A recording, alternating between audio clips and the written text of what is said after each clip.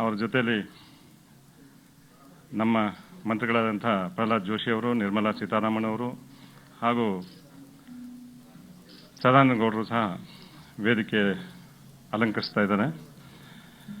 ನಮ್ಮ ಈ ಕಾರ್ಯಕ್ರಮನ ನಾವು ಈಗ ಪ್ರಾರಂಭ ಮಾಡೋಣ. ಮೊದಲನೇದಾಗಿ ಕಾರ್ಯಕ್ರಮದ ಉದ್ಘಾಟನೆ ಮಾನ್ಯ ಮುಖ್ಯಮಂತ್ರಿಗಳು ಶ್ರೀ BS ಯಡಿಯೂರಪ್ಪ ಅವರು, ರಾಜ್ಯ ಅಧ್ಯಕ್ಷರಾದಂಥ ನಳಿನ್ ಕುಮಾರ್ ಅವರು ದೀಪ ಬೆಳಗಿಸೋದ್ರ ಮೂಲಕ ಈ ಕಾರ್ಯಕ್ರಮವನ್ನು ಉದ್ಘಾಟನೆ ಮಾಡಿಕೊಡ್ಬೇಕು ಅಂತ ವಿನಂತಿಸ್ತಾ ಇದ್ದೀನಿ. ಭಾರತ್ ಮಾತಾ ಕಿ, ಭಾರತ್ ಮಾತಾ ಕಿ, ಭಾರತ್ ಮಾತಾ ಕಿ, ವಂದೇ ವಂದೇ ವಂದೇ.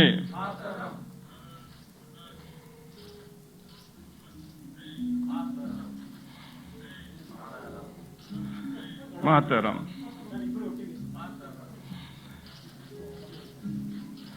ಭಾರತ್ ಮಾತಾ ಕಿ, ಭಾರತ್ ಮಾತಾ ಕಿ.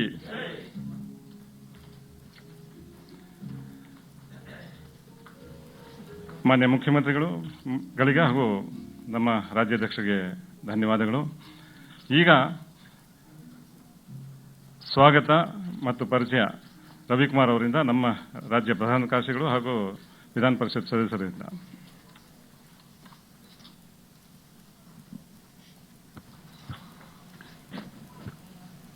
ಸ್ವಲ್ಪ ಜೋರಾಗಿ ಘೋಷಣೆ ಕೂಗೋಣ.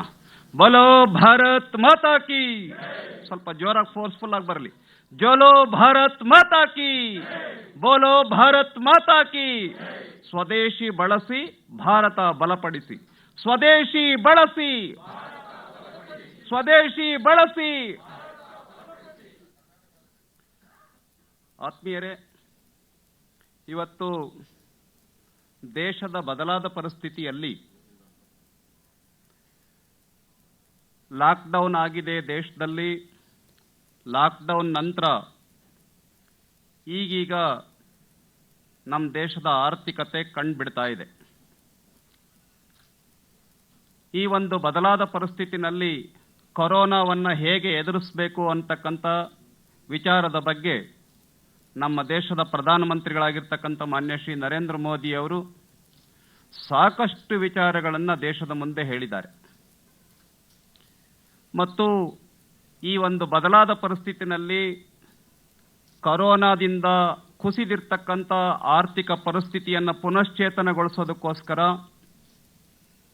ಕಾರ್ಮಿಕರಿಗೆ ಮತ್ತೆ ಉದ್ಯೋಗವನ್ನು ದೊಡ್ಡ ಪ್ರಮಾಣದಲ್ಲಿ ಕೊಡೋದಕ್ಕೋಸ್ಕರ, ರೈತರಲ್ಲಿ ಉತ್ಸಾಹವನ್ನು ತರೋದಕ್ಕೋಸ್ಕರವಾಗಿ ಮತ್ತು ಇಡೀ ದೇಶದಾದ್ಯಂತ ಹಿಂದೆ ಇದ್ದಂಥ ಸ್ಥಿತಿಯನ್ನು ಯಥಾಸ್ಥಿತಿಗೆ ತರೋದಕ್ಕೋಸ್ಕರವಾಗಿ ದೇಶದಲ್ಲಿ ಸ್ವದೇಶಿ ಚಳುವಳಿಯನ್ನೇ ಪ್ರಾರಂಭ ಮಾಡಬೇಕು. ಮಹಾತ್ಮ ಗಾಂಧೀಜಿಯವರು ಹೇಳಿರ್ತಕ್ಕಂಥ ವಿಚಾರ ಏನಿದೆ, ನಮ್ಮ ದೇಶದ ಸಣ್ಣ ಕೈಗಾರಿಕೆಗಳು, ಗೃಹ ಕೈಗಾರಿಕೆಗಳು, ಇವುಗಳನ್ನು ಮತ್ತೆ ಪುನಶ್ಚೇತನಗೊಳಿಸಬೇಕು ಅಂತ ಹೇಳಿ ಪ್ಯಾಕೇಜನ್ನು ಅನೌನ್ಸ್ಮೆಂಟ್ ಮಾಡಿದ್ದಾರೆ. ಈ ಎಲ್ಲ ಹಿನ್ನೆಲೆಯಲ್ಲಿ ಈ ವಿಚಾರಗಳನ್ನು ನಾವು ನೇರವಾಗಿ ತಿಳಿಸೋದಕ್ಕೆ ಸಾಧ್ಯವಿಲ್ಲ. ಹಾಗಾಗಿ ಪರೋಕ್ಷವಾಗಿ ವರ್ಚುವಲ್ ರ್ಯಾಲಿ ಮೂಲಕ, ಆನ್ಲೈನ್ ಮೂಲಕ ನಾವು ಲಕ್ಷಾಂತರ ಜನ, ಕೋಟ್ಯಾಂತರ ಜನರನ್ನು ಸಂಪರ್ಕಿಸಬೇಕು. ಆನ್ಲೈನ್ ಭಾಷಣಗಳ ಮೂಲಕನೇ ಕೋಟ್ಯಾಂತರ ಜನರನ್ನು ನೇರವಾಗಿ ಉದ್ದೇಶಿಸಿ ಮಾತನಾಡಬೇಕು ಅನ್ನುವಂಥ ಹಿನ್ನೆಲೆಯಲ್ಲಿ ಇವತ್ತು ಕಾರ್ಯಕ್ರಮವನ್ನು ನಾವು ಆನ್ಲೈನ್ ಮೂಲಕನೇ ನಡೆಸ್ತಾ ಇದ್ದೀವಿ.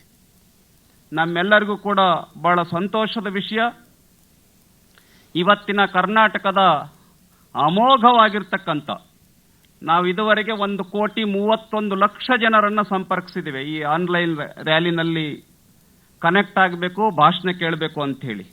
ನನಗನ್ನಿಸ್ತಾ ಇದೆ ಹತ್ತತ್ರ 1 ಕೋಟಿ ಜನ ಈ ಒಂದು ಆನ್ಲೈನ್ ರ್ಯಾಲಿನಲ್ಲಿ ಭಾಗವಹಿಸಿದ್ದಾರೆ. ಸುಮಾರು 58,000 ಬೂತ್ಗಳಲ್ಲೂ ಕೂಡ ನಮ್ಮ ಕಾರ್ಯಕರ್ತರು, ಹಿತೈಷಿಗಳು ಇದರೊಳಗೆ ಆನ್ಲೈನ್ನಲ್ಲಿ ಭಾಗವಹಿಸಿದ್ದಾರೆ. ಈ ಒಂದು ಆನ್ಲೈನ್ ಭಾಷಣವನ್ನು ಮಾಡೋದಕ್ಕೋಸ್ಕರವಾಗಿ ವಿದ್ಯಾರ್ಥಿ ಜೀವನದಿಂದ ವಿದ್ಯಾರ್ಥಿ ನಾಯಕರಾಗಿ ಬೆಳೆದು ಇವತ್ತು ಬಿಜೆಪಿಯ ರಾಷ್ಟ್ರೀಯ ಅಧ್ಯಕ್ಷರಾಗಿ ಪಕ್ಷವನ್ನು ಮುನ್ನಡೆಸ್ತಾ ಇರತಕ್ಕಂಥ ಮಾನ್ಯ ಶ್ರೀ ಜಯಪ್ರಕಾಶ್ ನಡ್ಡಾಜಿ ಅವರಿಗೆ ನಾನು ಆತ್ಮೀಯವಾಗಿರ್ತಕ್ಕಂಥ ಸ್ವಾಗತವನ್ನು ಬಯಸ್ತಾ ಇದ್ದೇನೆ.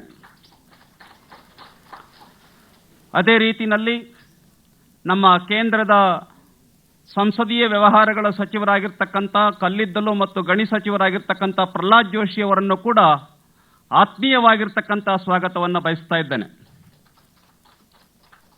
ಮತ್ತೊಬ್ಬರು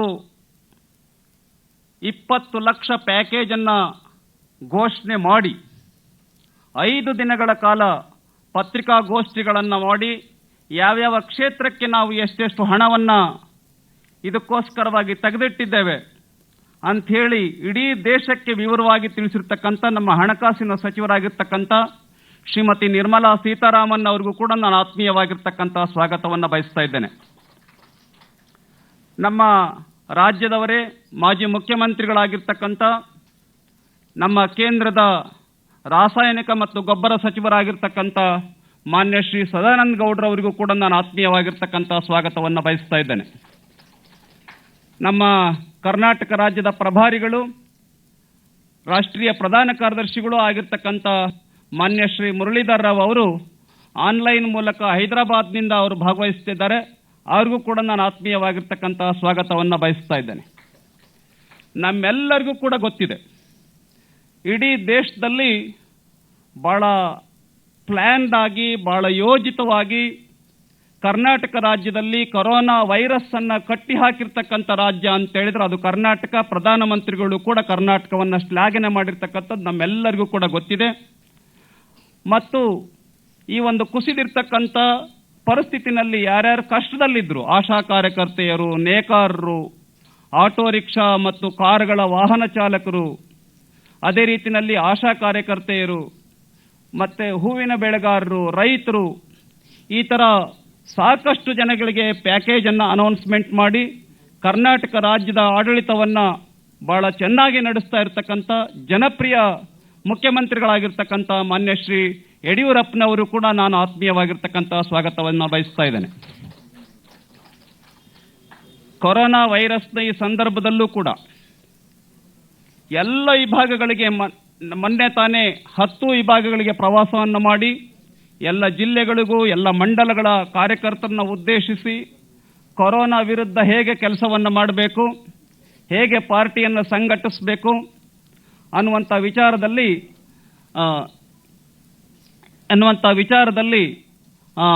ನಮ್ಮ ರಾಜ್ಯ ಅಧ್ಯಕ್ಷರಾಗಿರ್ತಕ್ಕಂಥ ನಳಿನ್ ಕುಮಾರ್ ಕಟೀಲ್ ಅವರಿಗೂ ಕೂಡ ನಾನು ಆತ್ಮೀಯವಾಗಿರ್ತಕ್ಕಂಥ ಸ್ವಾಗತವನ್ನು ಬಯಸ್ತಾ ಇದ್ದೇನೆ. ನಾನು ಮುನ್ರಾಜ್ ಅವರಿಗೆ ವಿನಂತಿಯನ್ನು ಮಾಡ್ತೇನೆ, ರಾಜ್ಯಾಧ್ಯಕ್ಷರನ್ನ ಸ್ವಾಗತ ಮಾಡಬೇಕು ಅಂತ ಹೇಳಿ.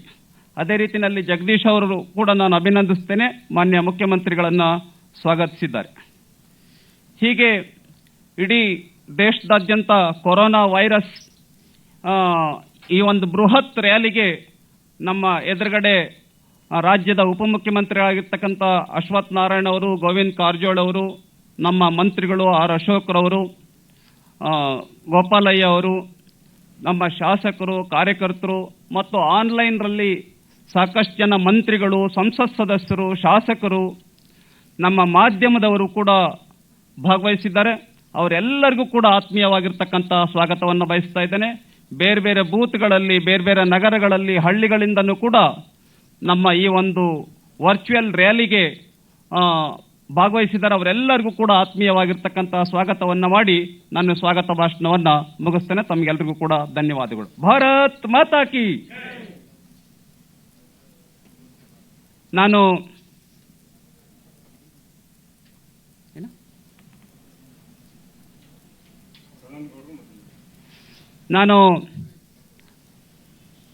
ಶ್ರೀಮತಿ ನಿರ್ಮಲಾ ಸೀತಾರಾಮನ್ ಅವರನ್ನ ಮತ್ತು ಸದಾನಂದ ಗೌಡ್ರವರಲ್ಲಿ ವಿನಂತಿಯನ್ನು ಮಾಡಿಕೊಳ್ತೇನೆ. ನಮ್ಮ ಇವತ್ತಿನ ರ್ಯಾಲಿಯನ್ನು ಉದ್ದೇಶಿಸಿ ಮಾತನಾಡಲಿರ್ತಕ್ಕಂಥ ಜಯಪ್ರಕಾಶ್ ನಡ್ಡಾರ್ ಅವರಿಗೆ ಸ್ವಾಗತವನ್ನು ಮಾಡಬೇಕು ಅಂತ ಹೇಳಿ ನಾನು ವಿನಂತಿಯನ್ನು ಮಾಡ್ತೇನೆ. ಜಗತ್ ಪ್ರಕಾಶ್ ನಡ್ಡಾ ಅವರಿಗೆ ಸ್ವಾಗತವನ್ನು ಮಾಡಬೇಕು ಅಂತ ಹೇಳಿ ವಿನಂತಿಯನ್ನು ಮಾಡ್ತೇನೆ.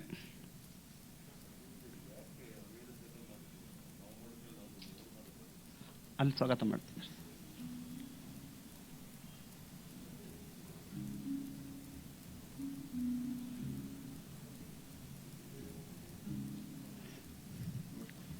ಮಾನ್ಯ ಶ್ರೀ ಸದಾನಂದ ಗೌಡಾಜಿ हमारे रैली को संबोधन करने वाले जगत प्रसाद नड्डा जी को स्वागत किए हैं।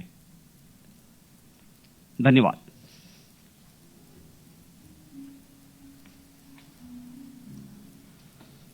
ಸ್ವಾಗತ ಭಾಷಣ ಮಾಡಿದಂಥ ರವಿಕುಮಾರ್ ಅವರಿಗೆ ಧನ್ಯವಾದಗಳು. ಈಗ ಪ್ರಾಸ್ತಾವಿಕ ಭಾಷಣ ಮಾನ್ಯ ಅಧ್ಯಕ್ಷರು ನಳಿನ್ ಕುಮಾರ್ ಅವರಿಂದ.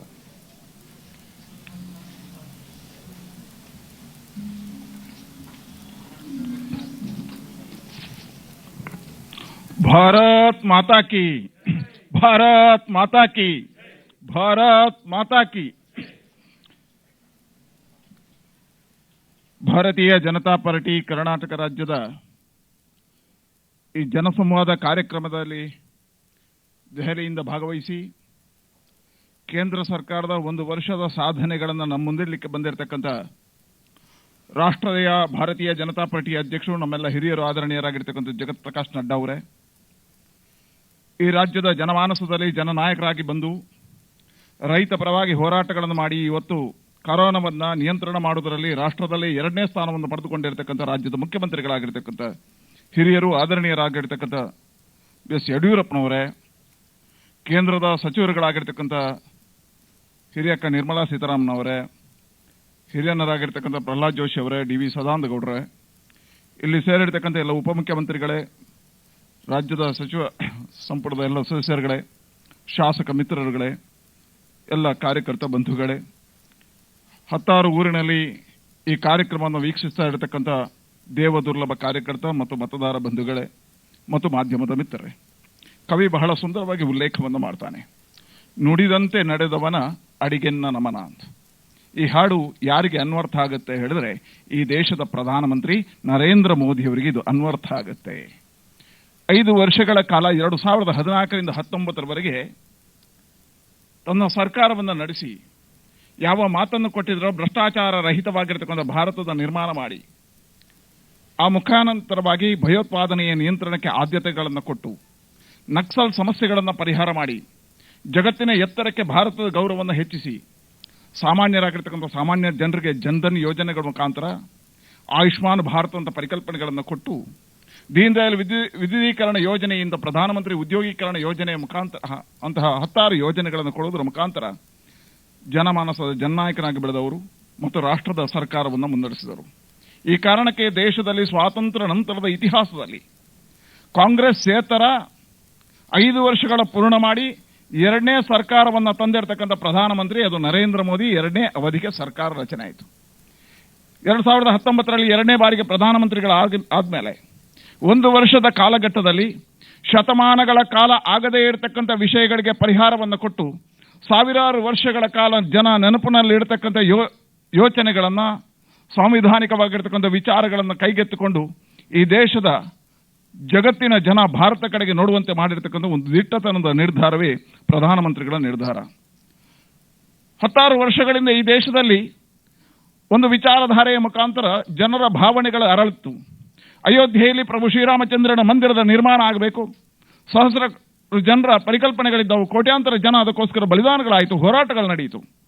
ಅಯೋಧ್ಯೆಯ ಮಂದಿರದ ತೀರ್ಪುಗಳು ಬಂದಾಗ ಈ ದೇಶದಲ್ಲಿ ಒಂದೇ ಒಂದು ಗಲಭೆಗಳಾಗದೆ, ಒಂದೇ ಒಂದು ಅಹಿಂಸೆಗಳಾಗದೆ ಅದನ್ನು ಕಾರ್ಯರೂಪಕ್ಕೆ ತರುವುದರ ಮುಖಾಂತರ ಮಂದಿರಕ್ಕೆ ಟ್ರಸ್ಟ್ಗಳ ರಚನೆ, ಮಂದಿರಕ್ಕೆ ಅನುದಾನಗಳ ಬಿಡುಗಡೆ ಮತ್ತು ಶಿಲಾನ್ಯಾಸಕ್ಕೆ ಅವಕಾಶ ಕೊಟ್ಟು ಜನರಲ್ಲಿ ಸಾಮರಸ್ಯತೆಯ ಭಾವನೆಯ ಮುಖಾಂತರ ಸಹಸ್ರಾರು ಜನ ಕಂಡಿರತಕ್ಕಂಥ ಕನಸುಗಳಿಗೆ ನನಸು ಮಾಡಿರತಕ್ಕಂಥ ಕಾರ್ಯವನ್ನು ಈ 1 ವರ್ಷದ ಅವಧಿಯಲ್ಲಿ ತಗೊಂಡಿರತಕ್ಕಂಥ ತೀರ್ಮಾನ. ಯಾವ ಶ್ಯಾಮ್ ಪ್ರಸಾದ್ ಮುಖರ್ಜಿ ಅವರು ಕಂಡಿರತಕ್ಕಂಥ ದೇಶದಲ್ಲಿ ಕಾಶ್ಮೀರದ ಒಂದೇ ದೇಶ, ಒಂದೇ ಪ್ರಧಾನಿ, ಒಂದೇ ಸಂವಿಧಾನ ಅನ್ನುವ ಪರಿಕಲ್ಪನೆ ಅಡಿಯಲ್ಲಿ ಶ್ಯಾಮ್ ಪ್ರಸಾದ್ ಮುಖರ್ಜಿ ಅವರ ಬಲಿದಾನ ಆಯ್ತಾ? ಆ ಕಾಶ್ಮೀರಕ್ಕೆ ಸ್ವಾತಂತ್ರ್ಯ ಸಿಗಬೇಕು, ನ್ಯಾಯ ಸಿಗಬೇಕು ಅನ್ನೋ ಪರಿಕಲ್ಪನೆ ಅಡಿಯಲ್ಲಿ 370ನೇ ವಿಧಿ ರದ್ದತಿಯನ್ನು ಮಾಡುವುದರ ಮುಖಾಂತರ ಅಮಿತ್ ಶಾ ಮತ್ತು ಪ್ರಧಾನಮಂತ್ರಿಗಳು ತಗೊಂಡಿರತಕ್ಕಂಥ ತೀರ್ಮಾನ ಶತಮಾನಗಳ ಕಾಲ ಆಗದೇ ಇರತಕ್ಕಂಥ ವಿಷಯಗಳಿಗೆ ನ್ಯಾಯವನ್ನು ಕೊಟ್ಟಿರತಕ್ಕಂಥ ಈ ದೇಶದ ಭಾರತೀಯರ ಪರಿಕಲ್ಪನೆಗಳಿಗೆ ನಿಜವಾಗಿರ್ತಕ್ಕಂಥ ಸ್ವಾತಂತ್ರ್ಯದ ಪರಿಪೂರ್ಣವಾಗಿರ್ತಕ್ಕಂಥ ಆಚರಣೆ ಬರತಕ್ಕಂಥ ದಿನವನ್ನು ಕಂಡಿರತಕ್ಕಂಥದ್ದು. ಆ ಕಾಶ್ಮೀರದಲ್ಲಿ 370ನೇ ವಿಧಿ ರದ್ದತಿ ಆಗುತ್ತೆ ಅಂದಾಗ ಅಹಿಂಸೆಗಳಾಗುತ್ತೆ, ಗಲಭೆಗಳಾಗುತ್ತೆ ಅನ್ನತಕ್ಕಂಥ ಭಾವನೆಗಳಿತ್ತು. ಒಂದೇ ಒಂದು ಗಲಭೆ ಆಗಲಿ, ಒಂದೇ ಒಂದು ಕಲ್ಲು ತೂರಾಟ ಆಗಲಿ, ಒಂದೇ ಒಂದು ಅಹಿಂಸೆಗಳಾಗದೆ ಆ ಕಾರ್ಯವನ್ನು ರೂಪಕ್ಕೆ ತಂದಿರತಕ್ಕಂಥದ್ದು. ಒಂದು ಮತದ ಹೆಸರಿನಲ್ಲಿ, ಒಂದು ಸಂಸ್ಕೃತಿಯ ಹೆಸರಿನಲ್ಲಿ ಸ್ತ್ರೀಯರಿಗೆ ಅನ್ಯಾಯ ಆಗುತ್ತೆ ಅನ್ನೋ ಕಾರಣಕ್ಕೋಸ್ಕರ ಲೋಕಸಭೆಯ ಒಳಗೆ 3 ತಲಾಖಿನ ವಿಚಾರವನ್ನು ಎತ್ತಿಕೊಂಡು ಒಂದು ಸಮುದಾಯದ ಮಹಿಳೆಯರಿಗೆ ನ್ಯಾಯವನ್ನು ಕೊಡ್ತಕ್ಕಂಥ ಕೆಲಸ. ಸುಪ್ರೀಂ ಕೋರ್ಟ್ ಶಾಬಾನು ಪ್ರಕರಣದಲ್ಲಿ ಹೇಳಿದರೂ ಸಮೇತ ಆಗಿನ ಪ್ರಧಾನಮಂತ್ರಿಗೆ ಮಾಡಲಿಕ್ಕೆ ಆಗದೇ ಇರತಕ್ಕಂಥದ್ದು ಈ ವರ್ಷದ ಅವಧಿಯೊಳಗೆ ಪೂರೈಸಿರ್ತಕ್ಕಂಥ ವಿಚಾರಗಳು. ಯಾವ ಮಹಾತ್ಮ ಗಾಂಧಿ ಕಂಡಿರ್ತಕ್ಕಂಥ ಕನಸಿತ್ತ ಪೌರತ್ವ ತಿದ್ದುಪಡಿ ಕಾಯ್ದೆಯ ಮುಖಾಂತರವಾಗಿ ಈ ದೇಶಕ್ಕೆ ಬಂದಿರತಕ್ಕಂಥ ಪಾಕಿಸ್ತಾನ, ಬಾಂಗ್ಲಾದಿಂದ ಬಂದಿರತಕ್ಕಂಥ ಅಲ್ಪಸಂಖ್ಯಾತರಿಗೆ, ಅಲ್ಲಿರ್ತಕ್ಕಂಥ ಅಲ್ಪಸಂಖ್ಯಾತರಿಗೆ ಇಲ್ಲಿ ರಕ್ಷಣೆ ಕೊಡಬೇಕು ಅನ್ನತಕ್ಕಂಥ ವಿಚಾರಧಾರೆ ಮಹಾತ್ಮ ಗಾಂಧಿಯಿಂದ ಉಲ್ಲೇಖ ಆಗಿತ್ತು. ಇಂದಿರಾ ಗಾಂಧಿ ಅವರು ಉಲ್ಲೇಖ ಮಾಡಿದರು. ಮನಮೋಹನ್ ಸಿಂಗ್ರು ಲೋಕಸಭೆಯಲ್ಲಿ ಉಲ್ಲೇಖ ಮಾಡಿದರು 2002ರಲ್ಲಿ. ಆದರೆ ಅದೆಲ್ಲದಕ್ಕೂ ನ್ಯಾಯವನ್ನು ಕೊಡ್ತಕ್ಕಂಥ ಕೆಲಸವನ್ನ ಈ ಒಂದು ವರ್ಷದ ಅವಧಿಯಲ್ಲಿ ಮಾಡಿರ್ತಕ್ಕಂಥದ್ದು. ಹೀಗಾಗಿ ಒಂದು ವರ್ಷ ಅವಧಿಯಲ್ಲಿ ಬಹಳ ಅದ್ಭುತವಾಗಿರ್ತಕ್ಕಂಥ ಸಾಂವಿಧಾನಿಕವಾಗಿರ್ತಕ್ಕಂಥ ವಿಚಾರವನ್ನು ಕೈಗೆತ್ತಿಕೊಂಡಿರ್ತಕ್ಕಂಥದ್ದು. ಸಾಮಾಜಿಕ ನ್ಯಾಯದ ಅಡಿಯಲ್ಲಿ ಜನರ ಸಾಮಾನ್ಯರಿಗೆ ಸರ್ಕಾರವನ್ನು ಕೊಂಡೊಯ್ದಿರ್ತಕ್ಕಂಥದ್ದು. ಭ್ರಷ್ಟಾಚಾರ ರಹಿತವಾಗಿರ್ತಕ್ಕಂಥ ಆಡಳಿತವನ್ನು ಮಾಡಿರ್ತಕ್ಕಂಥದ್ದು. ಭಯೋತ್ಪಾದನೆಯ ನಿಗ್ರಹಕ್ಕೆ ಆದ್ಯತೆಯನ್ನು ಕೊಟ್ಟಿರ್ತಕ್ಕಂಥದ್ದು. ಜಗತ್ತೇ ಭಾರತ ಕಡೆಗೆ ನೋಡುವಂತೆ ಮಾಡಿರ್ತಕ್ಕಂಥದ್ದು ಈ ಒಂದು ವರ್ಷದ ಅವಧಿಯಲ್ಲಿ ಮಾಡಿರ್ತಕ್ಕಂಥ ಸಾಧನೆಗಳನ್ನು ಪರಿಗಣಿಸಿ. ಅದರ ಜೊತೆಗೆ ಈ ವರ್ಷ ಇಡೀ ಜಗತ್ತು ಕರೋನಾದ ಮಧ್ಯೆ ಸಿಲುಕಿತು. ಅಮೆರಿಕದಂಥ ದೇಶ, ಇಟಲಿಯಂತಹ ದೇಶಗಳು ಸೋತಾಗ ಭಾರತ ಅದರ ನಿಯಂತ್ರಣದಲ್ಲಿ ಸಾಧನೆಯನ್ನು ಮಾಡಿತು. ಅಮೆರಿಕವೇ ಭಾರತದ ಕಡೆಗೆ ನೋಡುವಂಥ ಪರಿಸ್ಥಿತಿ ಬಂತು. ಇವತ್ತು ಜಗತ್ತು ಭಾರತದ ಕೋವಿಡ್ ನಿಯಂತ್ರಣಕ್ಕೆ ಶಾಬಾಸ್ಗಿರಿಯನ್ನು ಹೇಳ್ತಾ ಇದೆ. ಆ ಸಮಸ್ಯೆಯ ಮಧ್ಯೆ ಇಡೀ ದೇಶವನ್ನು ಲಾಕ್ಡೌನ್ ಮಾಡಿ, ಈ ದೇಶದಲ್ಲಿ ಸ್ವಾತಂತ್ರ್ಯ ನಂತರ ಮಹಾತ್ಮ ಗಾಂಧಿಯವರು ಕರೆ ಕೊಟ್ಟು, ಸ್ವಾತಂತ್ರ್ಯ ಸಂದರ್ಭದಲ್ಲಿ ಮಹಾತ್ಮ ಗಾಂಧಿಯವರು ಕರೆ ಕೊಟ್ಟಾಗ ಡೆಲ್ಲಿಯಿಂದ ಹಳ್ಳಿಯವರೆಗೆ ಜನ ಕೈ ಜೋಡಿಸಿರ್ತಕ್ಕಂಥ ಕಂಡಿದ್ದೇವೆ. ಆದರೆ ಸ್ವಾತಂತ್ರ್ಯ ನಂತರ ಲಾಕ್ಡೌನ್ನ ಸಂದರ್ಭದಲ್ಲಿ ಜನತಾ ಕರ್ಫ್ಯೂ ಅನ್ನು ವಿಧಿಸಿ ಜನರನ್ನು ಮನೆಯಲ್ಲಿ ಸೇರಿಸಿ 5 ಗಂಟೆಗೆ ಚಪ್ಪಾಲೆ ತಟ್ಟಬೇಕು ಅಂತ ಹೇಳಿದಾಗ ದೆಹಲಿಯಿಂದ ಹಳ್ಳಿಯವರೆಗೆ, ಕಚ್ಚಿನಿಂದ ಕಾಮರೂಪದವರೆಗೆ, ಕನ್ಯಾಕುಮಾರಿಯಿಂದ ಕಾಶ್ಮೀರದವರೆಗೆ ಜನ ಸೇರಿರತಕ್ಕಂಥದ್ದು. ಆ ಪ್ರಧಾನಮಂತ್ರಿಯ ಜೊತೆಗೆ ನಾವಿದ್ದೇವೆ ಅನ್ನತಕ್ಕಂಥ ಭಾವನೆಯನ್ನು ವ್ಯಕ್ತಪಡಿಸಿರ್ತಕ್ಕಂಥದ್ದು. ದೀಪವನ್ನು ಹಚ್ಚಬೇಕು, ಕತ್ತಲಿನಿಂದ ಬೆಳಕಿನೆಡೆಗೆ ಹೋಗಬೇಕು ಅನ್ನತಕ್ಕಂಥ ಸಂದೇಶವನ್ನು ಕೊಟ್ಟಾಗ ದೀಪಾವಳಿಗಿಂತ ಹೆಚ್ಚು ಜಾತಿ, ಮತ, ಪಂಥ, ಪಂಗಡಗಳನ್ನು ಬಿಟ್ಟು ಮನೆಯಲ್ಲಿ ದೀಪಗಳನ್ನು ಅರಳಿಸಿರ್ತಕ್ಕಂಥ ದಿನಗಳನ್ನು ಕಂಡಾಗ ಪ್ರಧಾನಮಂತ್ರಿಗಳ ಮೇಲೆ ಇರತಕ್ಕಂಥ ವಿಶ್ವಾಸಗಳು ಕಾಣಿಸುತ್ತೆ. ಅದೇ ಸಂದರ್ಭದಲ್ಲಿ ಈ ದೇಶದಲ್ಲಿ ಸಮಸ್ಯೆಗಳ ಮಧ್ಯೆಯೂ ಆತ್ಮನಿರ್ಭರ ಭಾರತದ ಅಡಿಯಲ್ಲಿ 20 ಲಕ್ಷ ಕೋಟಿ ಯೋಜನೆಗಳನ್ನು ಘೋಷಣೆ ಮಾಡಿ ಜನಸಾಮಾನ್ಯರ ಬದುಕಿಗೆ ಭಾರತವನ್ನು ಸ್ವದೇಶಿ ಚಿಂತನೆ ಅಡಿಯಲ್ಲಿ ಈ ದೇಶವನ್ನು ನಮ್ಮ ರಾಷ್ಟ್ರೀಯ ಸ್ವಯಂ ಸೇವಕ ಸಂಘದ ಕಾರ್ಯಕರ್ತ ನಿತ್ಯ ಪ್ರಾರ್ಥನೆಯನ್ನು ಮಾಡ್ತಾನೆ. ಪರಮ ವೈಭವನ್ನೇತು ನೇತತ್ ಸ್ವರಾಷ್ಟ್ರ. ಈ ದೇಶವನ್ನು ಪರಮ ವೈಭವ ಸ್ಥಿತಿಗೆ ಕೊಂಡೊಯ್ಯತಕ್ಕಂಥದ್ದು ಒಬ್ಬೊಬ್ಬನ ಸಂಕಲ್ಪ. ಆ ಸಂಕಲ್ಪವನ್ನು ಆತ್ಮನಿರ್ಭರ ಭಾರತದ 20 ಲಕ್ಷ ಕೋಟಿ ಯೋಜನೆಯ ಮುಖಾಂತರ ಸ್ವದೇಶಿ ಕಲ್ಪನೆ ಅಡಿಯಲ್ಲಿ ಮತ್ತೊಮ್ಮೆ ಜಗತ್ತಿನ ಎತ್ತರಕ್ಕೆ ಏರಿಸಿರ್ತಕ್ಕಂಥ ಈ ಒಂದು ವರ್ಷದ ಸಾಧನೆಯ ಆಚರಣೆ ಈ ಕಾರ್ಯಕ್ರಮ. ಹಾಗಾಗಿ ಜನಮಾನಸಕ್ಕೆ ಈ ವಿಚಾರಗಳನ್ನು ತಲುಪಿಸಬೇಕು, ಜನರ ಭಾವನೆಗಳಲ್ಲಿ ಅದನ್ನು ಜಾಗೃತಿ ಮಾಡಬೇಕು.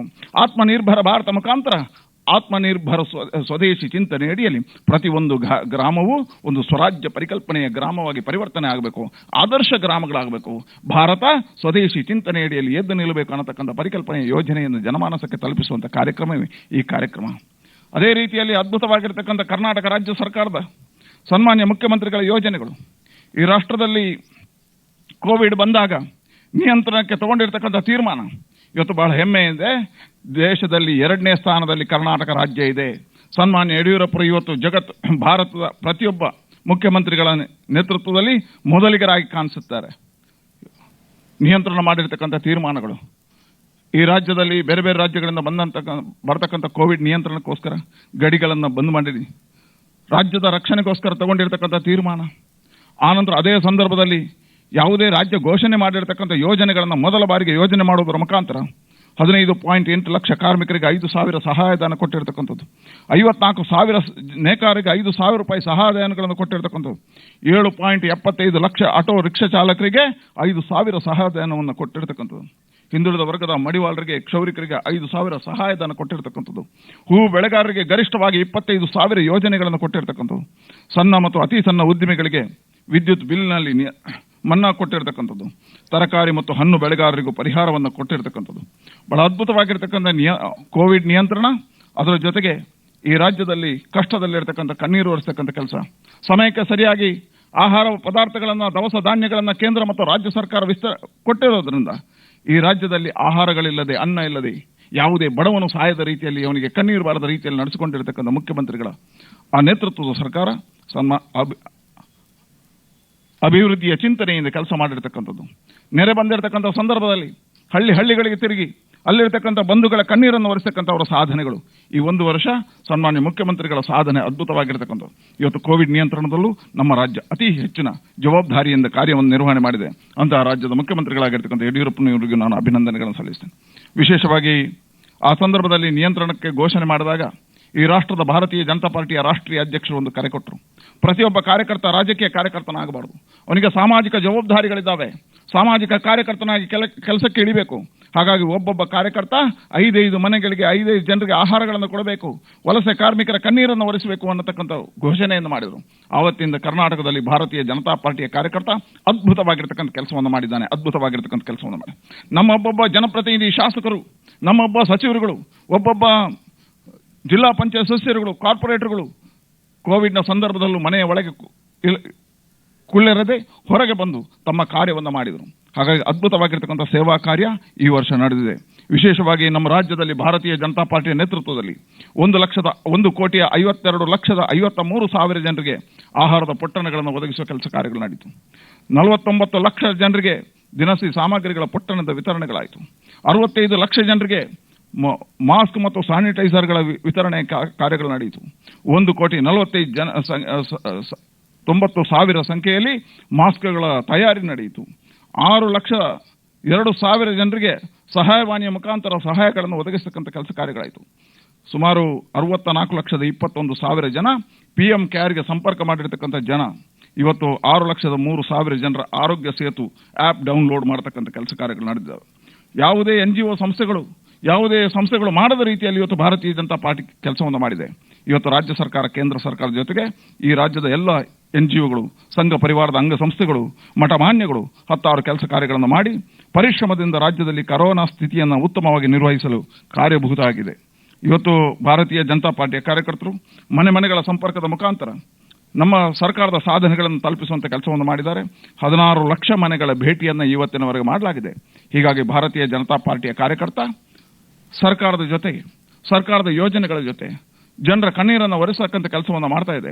ಹಾಗಾಗಿ ಅದ್ಭುತವಾಗಿರ್ತಕ್ಕಂಥ ಪರಿವರ್ತನೆಯ ಕಾಲಘಟ್ಟದಲ್ಲಿ ನಾವಿದ್ದೇವೆ. ಹಾಗಾಗಿ 1 ವರ್ಷದ ಪ್ರಧಾನಮಂತ್ರಿಗಳ ಸಾಧನೆಯ ಜೊತೆಗೆ ಆತ್ಮನಿರ್ಭರ ಭಾರತದ ಪರಿಕಲ್ಪನೆ ಅಡಿಯಲ್ಲಿ ಸನ್ಮಾನ್ಯ ರಾಜ್ಯದ ಮುಖ್ಯಮಂತ್ರಿಗಳು ಕೊಟ್ಟಿರತಕ್ಕಂಥ ಯೋಜನೆಗಳನ್ನು ಮನೆ ಬಾಗಿಲಿಗೆ ತಲುಪಿಸುವ ಕಾರ್ಯವೇ ಈ ಕಾರ್ಯ.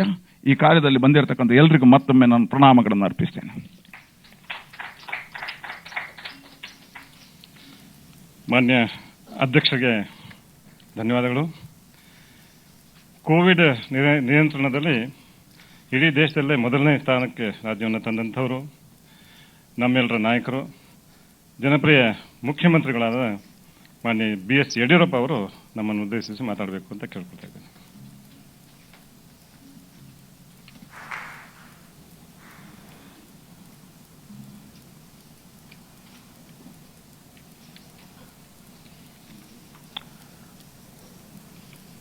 मान्य JP Nadda ji, Nirmala Sitharaman ji,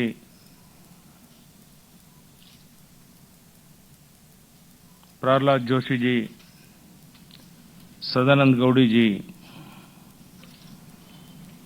our state president, honorable ministers, and important our leaders.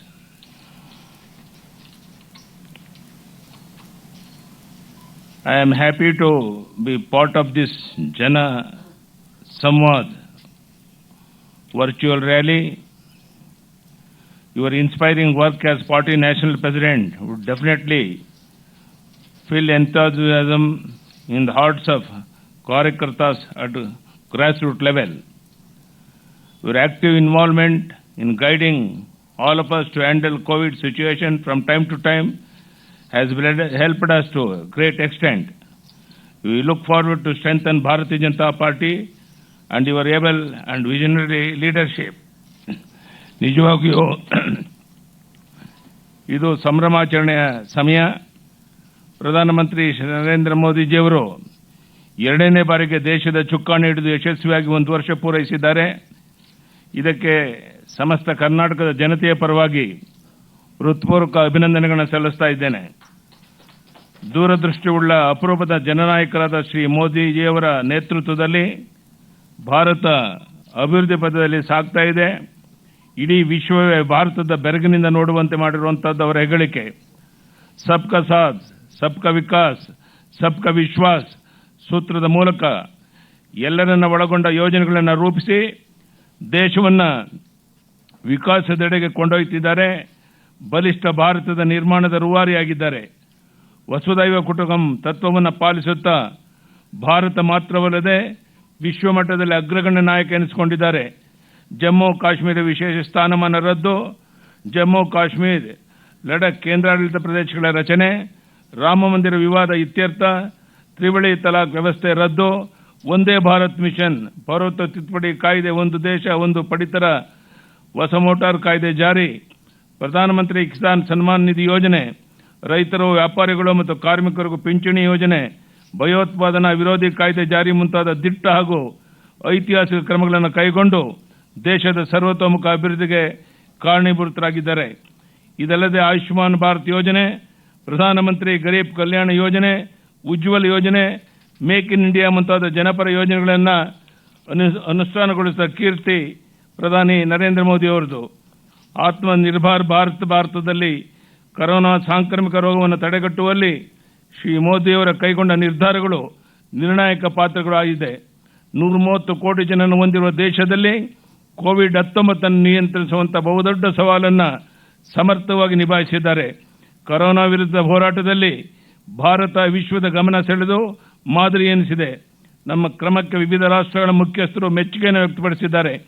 ಸವಾಲುಗಳನ್ನು ಅವಕಾಶಗಳನ್ನಾಗಿ ಪರಿವರ್ತಿಸುವಂತೆ ಶ್ರೀ ಮೋದಿಯವರು ಕರೆ ನೀಡಿದಂತೆ ಇಡೀ ದೇಶವೇ ಒಟ್ಟಾಗಿ ಕೊರೋನಾ ವಿರುದ್ಧ ಸಮರ ಸಾರಿದೆ. ಪಿಪಿಇ ಕಿಟ್, ವೆಂಟಿಲೇಟರ್ ಹಾಗೂ 95 ಮಾಸ್ಕ್ಗಳ ಆಮದು ಕಡಿಮೆಗೊಳಿಸಿ ಇವುಗಳನ್ನು ನಮ್ಮ ದೇಶದಲ್ಲೇ ಉತ್ಪಾದಿಸಲು ಕ್ರಮ ವಹಿಸಿದ್ದು ಸ್ವಾವಲಂಬಿಯ ಪ್ರತೀಕ. ಕೊರೋನಾದಿಂದ ಉಂಟಾಗಿರುವ ಆರ್ಥಿಕ ಬಿಕ್ಕಟ್ಟನ್ನು ಸುಧಾರಿಸಲು 20 ಲಕ್ಷ ಕೋಟಿ ರೂಗಳ ಪರಿಹಾರ ಪ್ಯಾಕೇಜ್ ಘೋಷಿಸಿ ಪುನಶ್ಚೇತನಿಗೆ ಮುನ್ನಡೆ ಬರೆದಿದ್ದಾರೆ. ಕಲ್ಯಾಣ ಕಾರ್ಯಕ್ರಮಗಳು ಶ್ರೀ ಮೋದಿಯವರ ನೇತೃತ್ವದ ಕೇಂದ್ರ ಸರ್ಕಾರ ಆರೋಗ್ಯ, ಕೃಷಿ, ಕುಡಿಯುವ ನೀರು, ಮಾಹಿತಿ ತಂತ್ರಜ್ಞಾನ, ಬಾಹ್ಯಾಕಾಶ ವಿಜ್ಞಾನ, ಶಿಕ್ಷಣ ಮುಂತಾದ ಕ್ಷೇತ್ರಗಳಲ್ಲಿ ಭಾರತದಲ್ಲಿ ಅಭೂತಪೂರ್ವ ಸಾಧನೆ ಮಾಡಿದೆ. ಸರ್ಕಾರದ ನೀತಿಗಳ ಪರಿಣಾಮವಾಗಿ ಗ್ರಾಮ ಮತ್ತು ನಗರಗಳ ಅಂತರ ಕುಗ್ಗುತ್ತಿದೆ. ಶ್ರೀ ಮೋದಿಯವರ ಸಮರ್ಥ ನಾಯಕತ್ವದಲ್ಲಿ ದೇಶದ ಎಲ್ಲ ರಾಜ್ಯಗಳು ಪ್ರಗತಿಪರದತ್ತ ದೃಢ ಹೆಜ್ಜೆಗಳನ್ನು ಇಡುತ್ತಾ ಇದೆ. ಕರ್ನಾಟಕವು ಪ್ರಧಾನಮಂತ್ರಿಗಳ ಆಶಯಗಳನ್ನು ಈಡೇರಿಸಲು ಸರ್ವ ಪ್ರಯತ್ನ ಮಾಡ್ತಾ ಇದೆ. ಲಾಕ್ಡೌನ್ನಿಂದ ಆರ್ಥಿಕ ಸಂಕಟಕ್ಕೆ ಸಿಲುಕಿರುವ ರಾಜ್ಯದ ವಿವಿಧ ವರ್ಗಗಳ ಜನರಿಗೆ ರಾಜ್ಯ ಸರ್ಕಾರ ನೆರವಿನ ಹಸ್ತವನ್ನು ಚಾಚಿದೆ. ಅನೇಕ ಕಡು ಬಡವರಿಗೆ ಅನೇಕ ಸವಲತ್ತು ಒದಗಿಸುವಂತ ಪ್ರಯತ್ನ ಮಾಡಿದೆ. ಕೋವಿಡ್-19 ವಿರುದ್ಧದ ಸಮರದಲ್ಲಿ ಮುಂಚೂಣಿಯಲ್ಲಿ ಆಶಾ ಕಾರ್ಯಕರ್ತರಿಗೂ ಸಹ ಕೈಜೋಡಿಸಿ ಕಾರ್ಯನಿರ್ವಹಿಸುತ್ತಿರುವ ಅಂಗನವಾಡಿ ಕಾರ್ಯಕರ್ತರು, ಪೊಲೀಸ್ ಹಾಗೂ ಪೌರ ಕಾರ್ಮಿಕ ಕೋವಿಡ್ನಿಂದ ಮೃತಪಟ್ಟಲ್ಲಿ ಅವರ ಕುಟುಂಬಕ್ಕೆ 30 ಲಕ್ಷ ರೂಗಳ ಪರಿಹಾರ ಘೋಷಿಸಲಾಗಿದೆ. ರಾಜ್ಯದಲ್ಲಿ ಕೊರೋನಾ ವೈರಾಣುವಿನಿಂದ ಸಂಕಟಕ್ಕೆ ಒಳಗಾದ ವರ್ಗಗಳ ಹಿತಾಸಕ್ತಿ ಕಾಪಾಡಲು 3 ಹಂತದ ಪರಿಹಾರದ ಪ್ಯಾಕೇಜ್ಗಳಲ್ಲಿ ಒಟ್ಟು 2284 ಕೋಟಿಗಳು ಮೊತ್ತ ನೀಡಲಾಗಿದೆ. ಹೀಗೆ ಅನೇಕ ಅಭಿವೃದ್ಧಿ ಕಾರ್ಯಗಳನ್ನು ಕರ್ನಾಟಕ ರಾಜ್ಯದಲ್ಲಿ ಮಾಡುತ್ತಿರುವಂತಹ ಸಂದರ್ಭದಲ್ಲಿ ಇವತ್ತು ಗೌರವಾನ್ವಿತ ನಮ್ಮ ರಾಷ್ಟ್ರೀಯ ಅಧ್ಯಕ್ಷರಾದಂಥ ಮಾನ್ಯ JP ನಡ್ಡಾಜಿಯವರ ಮಾತನ್ನು ಕೇಳೋಕ್ಕೋಸ್ಕರ ಇಡೀ ರಾಜ್ಯದ ನಮ್ಮೆಲ್ಲ ಬಂಧುಗಳು ಕಾದು ಕುಂತಿದ್ದಾರೆ. ನಾನು ಹೆಚ್ಚು ಸಮಯ ತಗೊಳ್ಳದೇನೆ ಇಂಥ ವಿಶೇಷವಾದ ಸಂದರ್ಭದಲ್ಲಿ ಪ್ರಧಾನಿ ನರೇಂದ್ರ ಮೋದಿಯವರ ಒಂದು ಕಾರ್ಯವನ್ನು ಇಡೀ ಜಗತ್ತು ಮೆಚ್ಚಿರುವಂಥ ಸಂದರ್ಭದಲ್ಲಿ ಅವರೇನು ಹೇಳಿದ್ದಾರೆ, ನಡ್ಡಾ ಅವರೇನು ನಮ್ಗೆ ಹೇಳ್ತಾರೆ, ಅದನ್ನು ಕರ್ನಾಟಕದಲ್ಲಿ ಕಾರ್ಯರೂಪಕ್ಕೆ ತರುವಂಥ ಪ್ರಾಮಾಣಿಕ ಪ್ರಯತ್ನವನ್ನು ನಾವೆಲ್ಲ ಒಟ್ಟಾಗಿ ಸೇರಿ ಮಾಡೋಣ ಅಂತ ಹೇಳ್ತಾ ತಮ್ಮೆಲ್ಲರಿಗೂ ವಂದನೆ, ಅಭಿನಂದನೆ ಸಲ್ಲಿಸಿ ನನ್ನ ಮಾತನ್ನು ಮುಗಿಸ್ತೇನೆ. ಧನ್ಯವಾದಗಳು.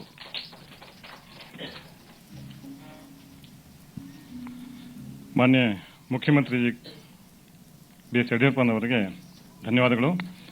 ಈಗ ನಮ್ಮ ರಾಷ್ಟ್ರೀಯ ಅಧ್ಯಕ್ಷರು ಶ್ರೀ ಜಗತ್ ಪ್ರಕಾಶ್ नड्डा ಅವರು ನಮ್ಮನ್ನು ಉದ್ದೇಶಿಸಿ ಮಾತಾಡಬೇಕು ಅಂತ ಅವರಲ್ಲಿ ವಿನಂತಿ. इस कोरोना के संकट में लाखों कार्यकर्ताओं ने आज जिस प्रेरणा से काम किया है, उस प्रेरणा को देने वाले हम सबके नायक जगत प्रकाश नड्डा जी अभी हम सबको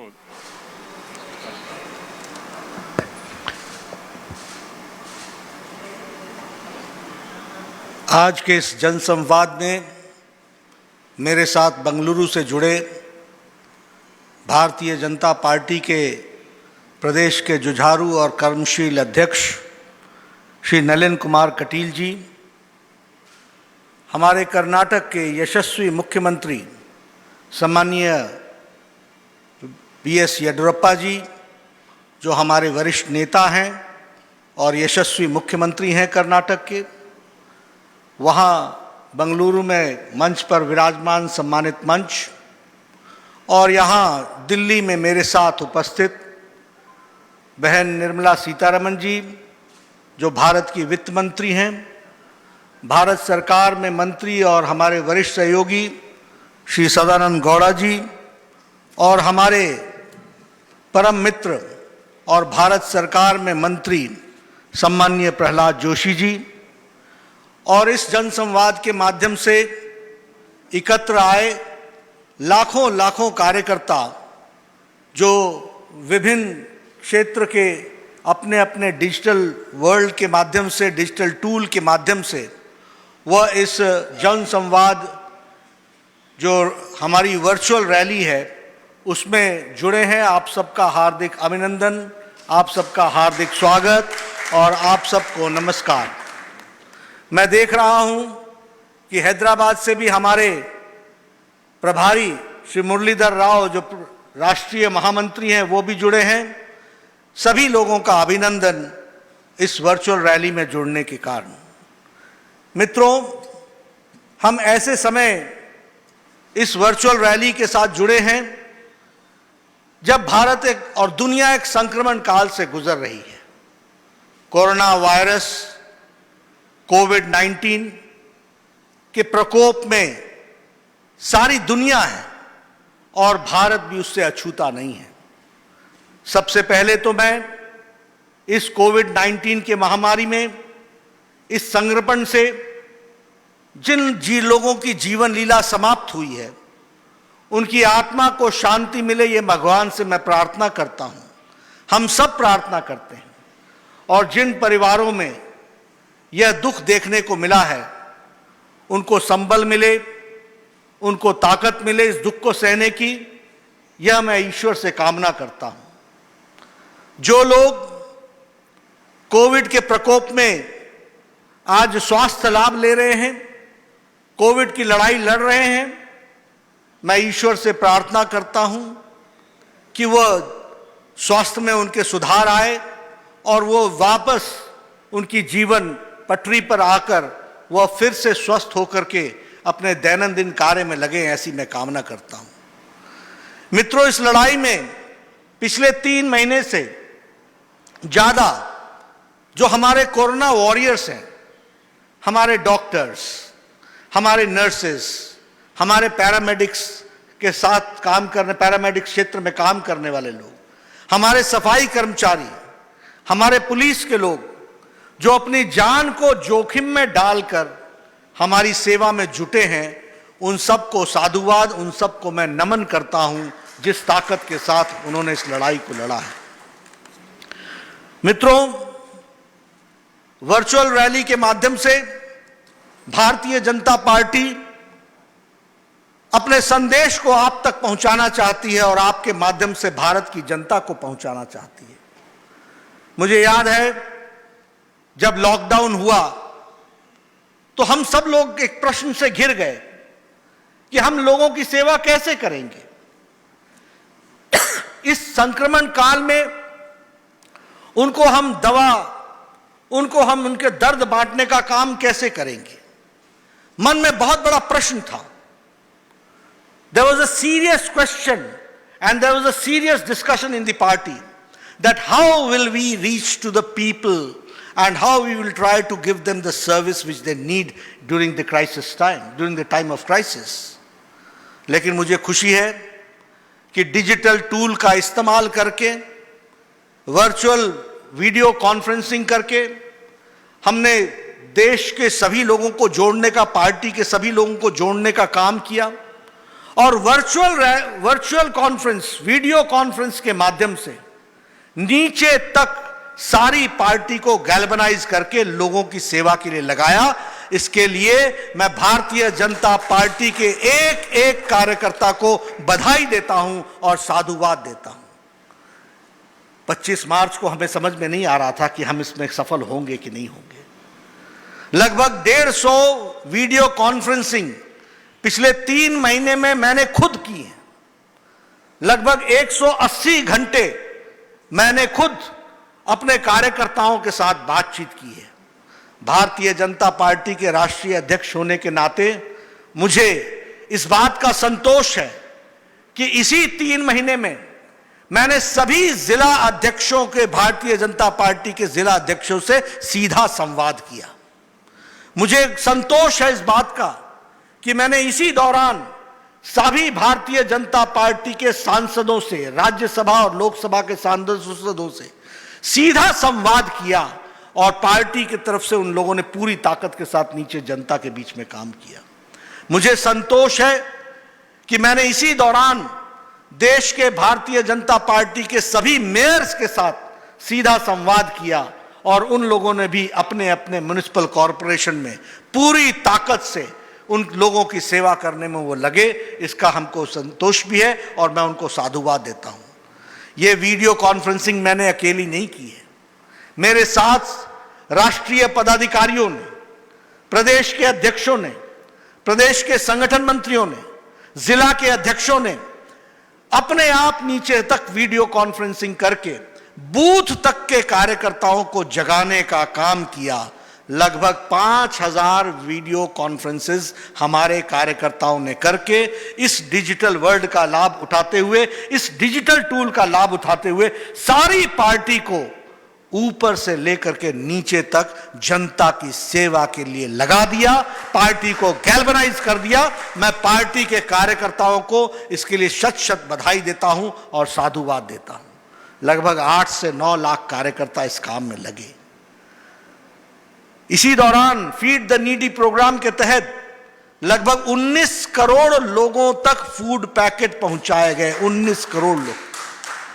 आपको जानकर आश्चर्य होगा कि 5 करोड़ लोगों को राशन किट, मोदी किट के नाम से, मोदी राशन किट के नाम से 10 दिन का राशन, 20 दिन का राशन, 30 दिन का राशन, यह राशन पहुंचाने का काम किया। इस तरीके से हम लोगों ने, भारतीय जनता पार्टी के कार्यकर्ताओं ने सेवा में अपने आप को तत्पर रख करके काम किया। वर्चुअल रैली के माध्यम से करोड़ों लोगों के साथ जुड़ने का काम जन संवाद के माध्यम से किया गया है। इस संक्रमण काल में उनकी सेवा के लिए पार्टी कैसे खड़ी हो सकती है, यह जन संवाद के माध्यम से हम लोग करने का प्रयास कर रहे हैं और नीचे तक अपनी बात को पहुंचाते हुए बढ़ने का प्रयास कर रहे हैं। मित्रों, आज 19वीं जनसंवाद वर्चुअल रैली हो रही है। 7 तारीख से यह कार्यक्रम प्रारंभ हुआ था। हमारे गृह मंत्री अमित शाह जी ने बिहार के लोगों को, लाखों लोगों को इस वर्चुअल रैली के माध्यम से अपना संदेश पहुंचाया था। उन्होंने पश्चिम बंगाल के कार्यकर्ताओं को अपना संदेश पहुंचाया। उन्होंने उड़ीसा के कार्यकर्ताओं को अपना संवाद के माध्यम से संदेश पहुंचाया। और उसी तरीके से हमारे राजनाथ सिंह जी, भारत के रक्षा मंत्री, उन्होंने गुजरात और जम्मू कश्मीर के कार्यकर्ताओं के साथ, आज ही जम्मू कश्मीर के कार्यकर्ताओं के साथ संवाद किया। उसी तरीके से नितिन गडकरी जी ने मध्य प्रदेश के कार्यकर्ताओं के साथ, गुजरात के कार्यकर्ताओं के साथ संवाद स्थापित किया। और बाद में हमारे सभी मंत्री, यहां निर्मला जी बैठी हैं, यहां सदानंद जी बैठे हैं, यहां प्रहलाद जी बैठे हैं, सब ने वर्चुअल मीटिंग के माध्यम से जन संवाद करते हुए कार्यकर्ताओं को प्रेरित किया कि वो पूरी ताकत के साथ लगें और इस सेवा में अपने आप को जोड़ें। मित्रों, जब मैं कर्नाटक की जनता के साथ बात कर रहा हूं तो मैं इस कर्नाटक की भूमि को नमन करता हूं, क्योंकि ये धार्मिक भूमि है। इन्होंने यहां सामाजिक चेतना जगाई है और उसी तरीके से ये ऐतिहासिक भूमि है जिसने देश को हमेशा एक दिशा दी है। इसके लिए मैं उनको बधाई देता हूं, नमन करता हूं कर्नाटक के कार्यकर्ताओं को, जिन्होंने पूरी मुस्तैदी से इस संक्रमण काल में भी पूरा काम अपना किया है।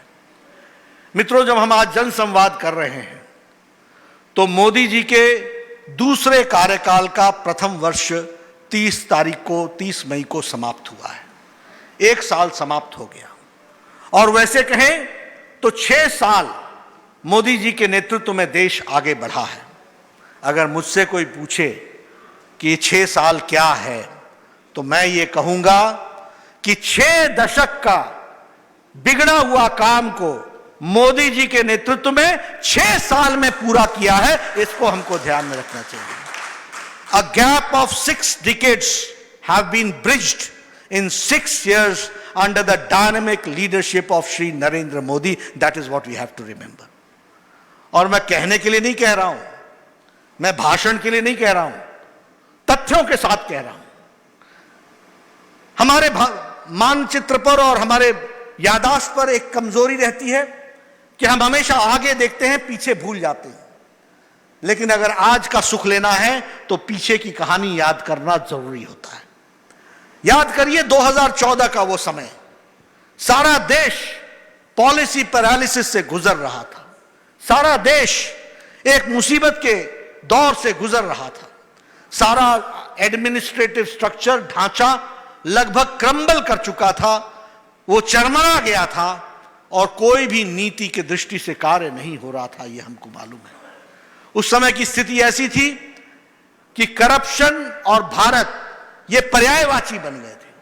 भ्रष्टाचार चरम सीमा पर था, आकंठ भ्रष्टाचार में डूबा हुआ देश खड़ा था, दुनिया में इसकी छवि धूमिल हो रही थी।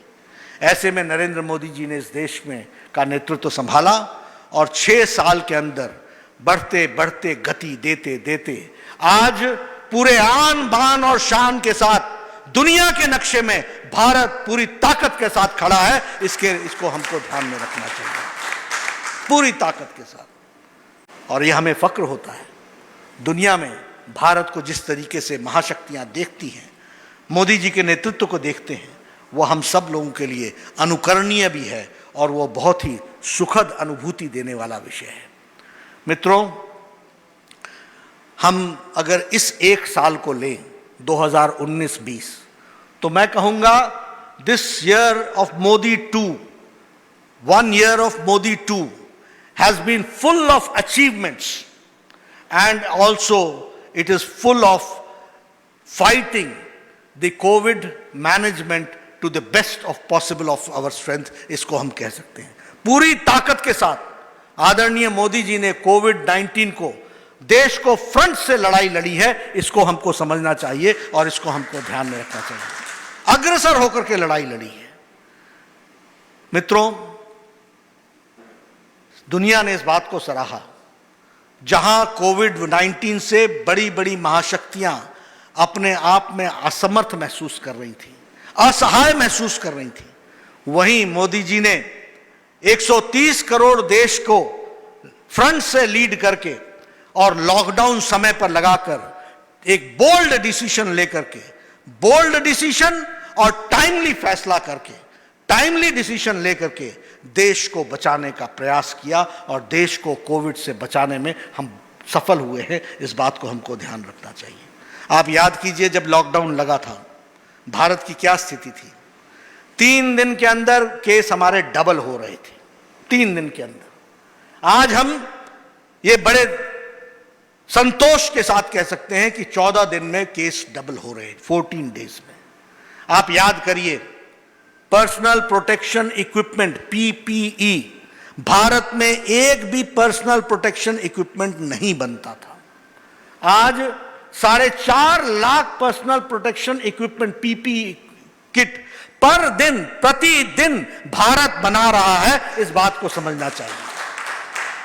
कोविड की लड़ाई की बात अगर हम कहें तो उसी तरीके से उस समय एक भी डेडिकेटेड हॉस्पिटल नहीं था कोविड के लिए, लेकिन आज हम संतोष के साथ कह सकते हैं कि 1000 Covid hospitals, dedicated Covid hospitals इसी लॉकडाउन के दौरान बने हैं और वो सेवा में जुड़े हैं।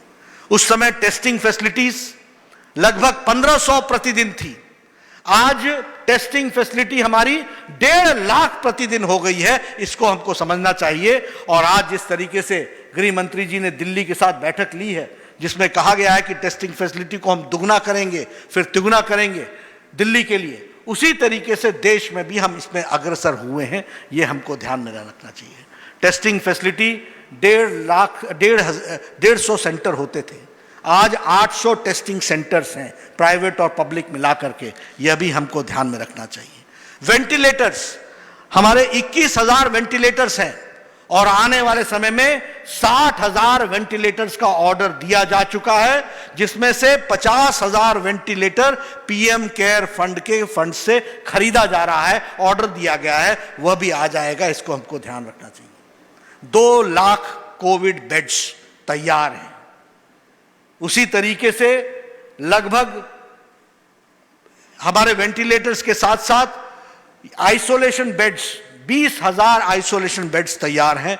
ये हम लोगों ने इस दृष्टि से काम किया है, उसको हमको ध्यान में रखना चाहिए। जब हम कोविड मैनेजमेंट की बात करते हैं तो मोदी जी ने एनडीए का ही नेतृत्व नहीं किया। मोदी जी ने संपूर्ण देश को एक लड़ी में पिरो करके, सबको साथ लेकर के फेडरलिज्म का बहुत बड़ा उदाहरण पेश किया है और संघीय ढांचा को मजबूत किया है। किसी भी प्रधानमंत्री ने इतने छोटे काल में 5 बार देश के मुख्यमंत्रियों को बुलाकर वर्चुअल मीटिंग करके उनके सबको एक साथ पिरो करके चलाने का काम आदरणीय मोदी जी ने किया है। इस संक्रमण काल में कोई राजनीति ना करते हुए सबको साथ लेकर के चलाने का मादा और थाती रखी और ताकत रखी तो नरेंद्र मोदी जी ने रखी है। यह हमको ध्यान में रखना चाहिए। हर मुख्यमंत्री की अपनी समस्याएं हो सकती हैं, हर मुख्यमंत्री के अपने एजेंडा हो सकता है।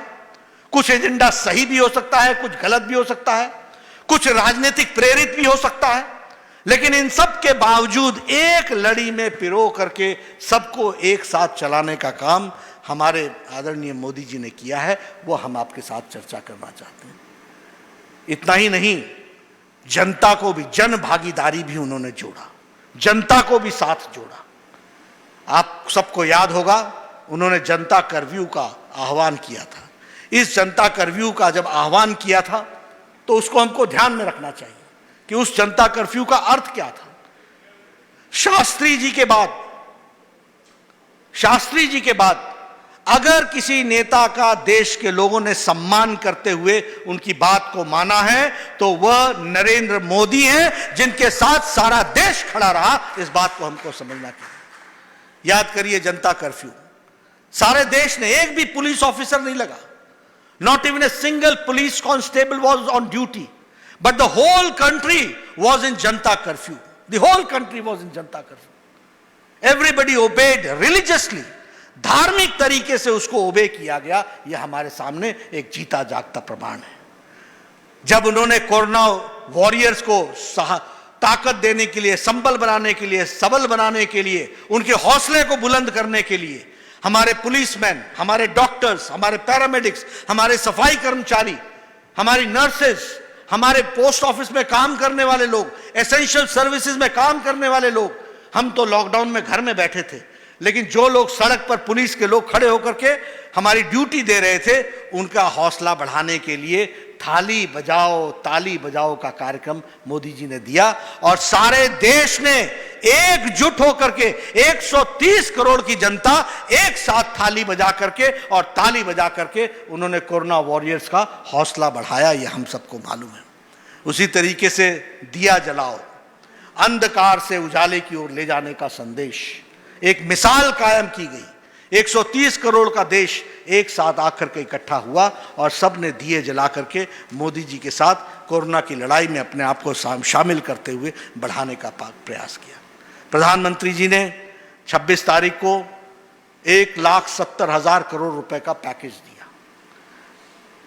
वर्ल्ड हेल्थ ऑर्गेनाइजेशन ने कहा, डॉक्टर टेड्रोस ने, डायरेक्टर जनरल ने कहा, India has shown a way how to fight corona. It is not only the health issues which has been addressed, it is also the economic aspect which has been taken into consideration. Because poor people, there is a question for the poor people for subsistence. And for that subsistence, a package was given of 1,70,000 crores.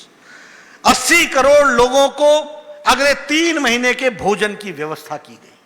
80 crore लोगों को भोजन की व्यवस्था की गई।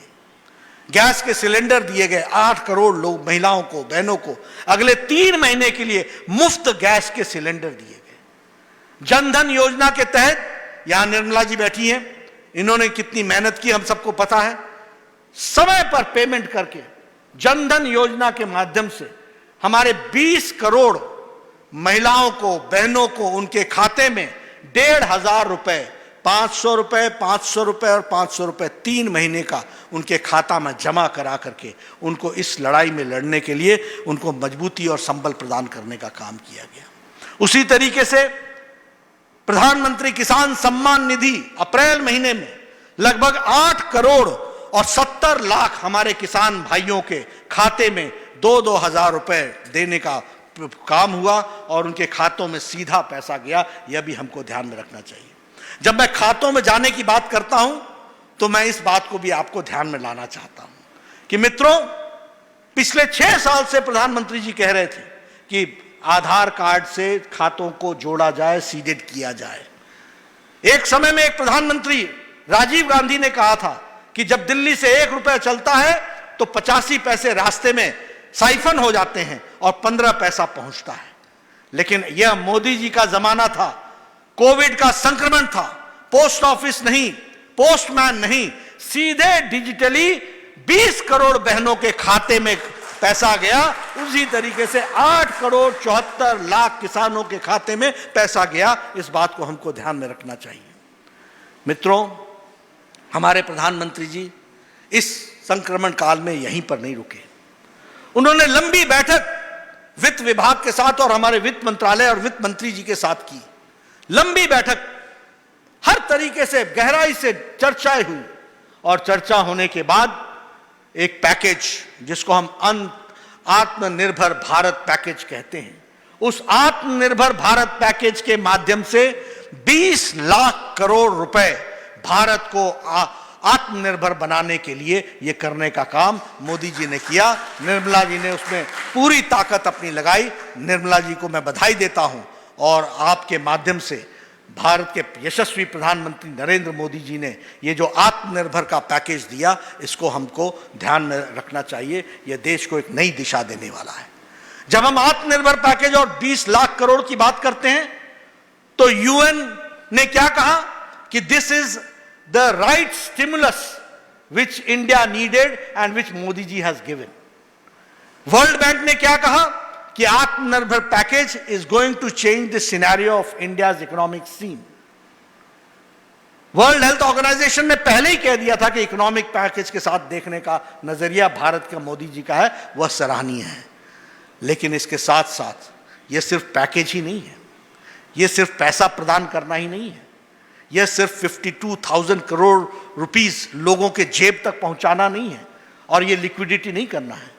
यह आत्मनिर्भर package में बहुत गहराई से सारी चीजों की चिंता करते हुए इसमें रिफॉर्म्स भी हैं, इसमें बॉटलनेक्स रिमूव किए गए हैं, इसके अंदर वो सारी लड़ी बनाई गई है कि किस तरीके से भारत को आत्मनिर्भर किया जा सकता है। और उस आत्मनिर्भर में उनका नारा था कि आपदा को अवसर में परिवर्तित करो, turn the crisis into an achievement.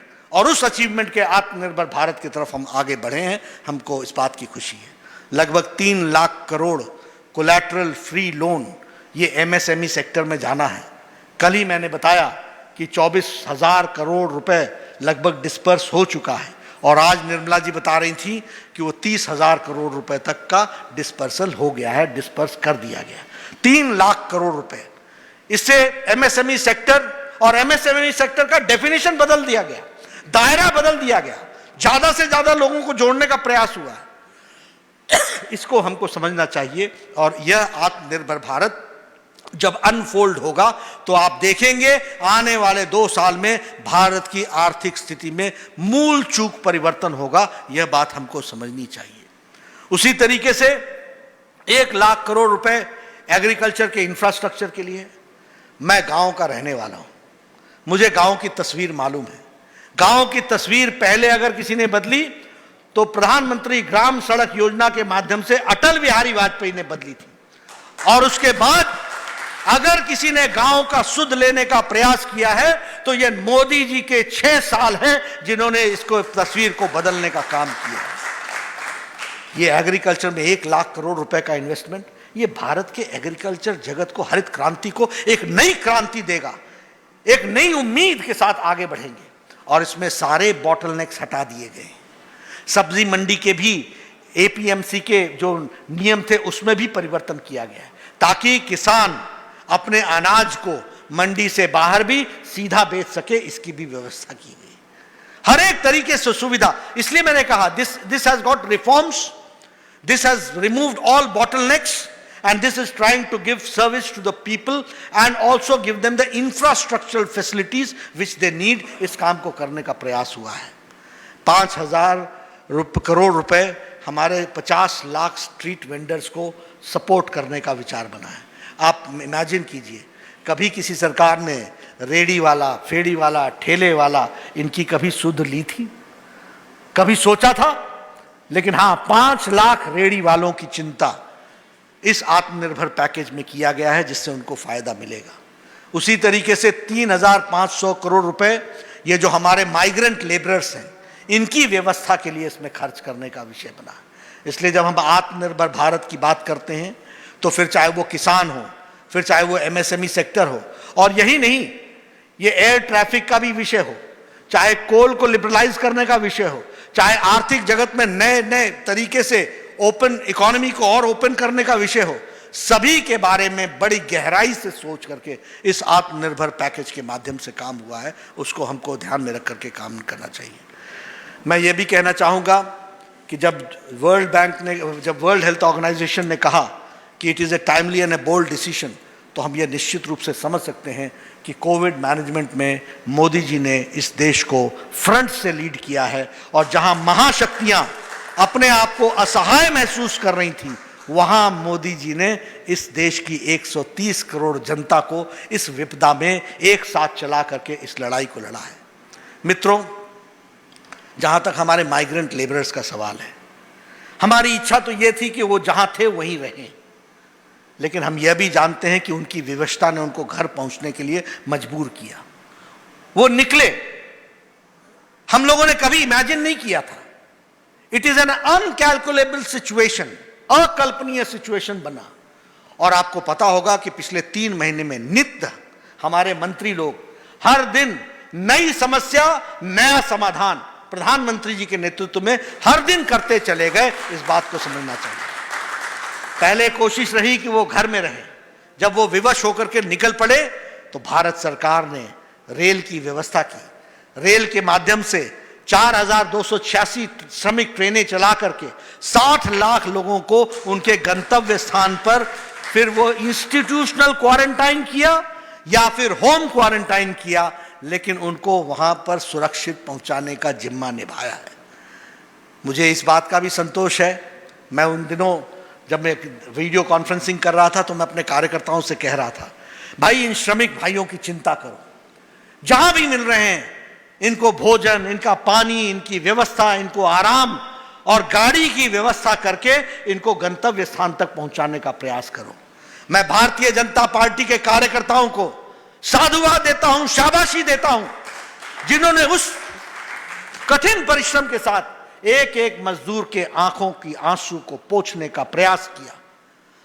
लाखों के हिसाब से चरण पादुकाएं बांटी गई, लाखों के हिसाब से, करोड़ों के हिसाब से फूड पैकेट्स बांटे गए और बड़े बड़े शामियाना लगा करके उनके आराम करने की व्यवस्था की गई और ट्रकों में उनको गंतव्य स्थान तक पहुंचाने का प्रयास किया। यह हम जरूर जानेंगे कि वो तकलीफ में रहे, लेकिन उस तकलीफ जो अकल्पनीय थी उसमें हम लोगों ने अपने आप को सहकार, अपना पॉजिटिव कंट्रीब्यूशन करते हुए उसको ठीक करने में जो कुछ भी हम कर सकते थे वो हम करने का प्रयास किया। मित्रों, जब मैं कोविड मैनेजमेंट की बात बोलता हूं तो मुझे बड़े दुख के साथ कहना पड़ता है, मन में पीड़ा है मेरे, कि जब देश इस क्राइसिस मैनेजमेंट से लड़ रहा था, कोविड मैनेजमेंट से लड़ रहा था, तो विपक्ष हर दिन वीडियो कॉन्फ्रेंस करने के माध्यम से देश को कमजोर करने की रणनीति बना रहा था। मुझे दुख के साथ कहना पड़ता है, हमारे लिए दल से बड़ा देश है और उनके लिए देश से बड़ा दल है। ऐसे क्राइसिस के समय में भी वह राजनीति कर रहे थे, इस बात का हमको दुख है। मैं महसूस करता हूं इतना गैर जिम्मेदाराना विपक्ष का योजन और विपक्ष का कार्य यह बहुत ही निंदनीय है। लॉकडाउन लगा, एक दिन खड़े हो गए साहब और कहने लगे लॉकडाउन क्यों लगाया, जल्दी में क्यों लगाया। अरे आप भूल गए क्या कि मोदी जी से पहले पंजाब के मुख्यमंत्री और राजस्थान के मुख्यमंत्री ने लॉकडाउन लगा दिया था? क्या वो आपकी नहीं सुनते? या आपको खबर नहीं थी? किस दुनिया में आप रहते हैं? फिर कहने लगे लॉकडाउन उठाते क्यों नहीं है, लॉकडाउन उठाते क्यों नहीं है। क्या उनको नहीं मालूम था कि पंजाब ने और महाराष्ट्र ने लॉकडाउन मोदी जी के कहने के पहले लगा दिया था और बाकी कांग्रेस के मुख्यमंत्रियों ने प्रधानमंत्री के सामने कहा था कि लॉकडाउन को एक्सटेंड किया जाए। तुम्हारे नेता तुम्हारी बात ना सुने, फिर कहने लगे कि लॉकडाउन उठा क्यों रहे हो, इसका रोड मैप क्या है। इस तरीके का गैर जिम्मेदाराना व्यवहार जो कांग्रेस पार्टी ने किया है यह निंदनीय है, यह मैं कह सकता हूं। मैं लंबे समय तक विपक्ष में रहा हूं, हम सब लोग छात्र जीवन से विपक्ष में रहे हैं और विपक्ष में हम लोगों ने जिया है। मैं एक ऐसी पार्टी का सदस्य हूं और ऐसी पार्टी का राष्ट्रीय अध्यक्ष हूं जिसका गौरवमय इतिहास है। It has got a glorious history. Whenever the country has been in crisis, we have always stood for the nation and we have not done petty politics. इस बात को हमको समझना चाहिए। हमने कोई भी petty politics नहीं किया। 1962 में हमें मालूम है जवाहरलाल नेहरू जी की नीतियों के कारण चीन के साथ क्या हुआ और चीन ने हमारे साथ क्या किया हमें मालूम है।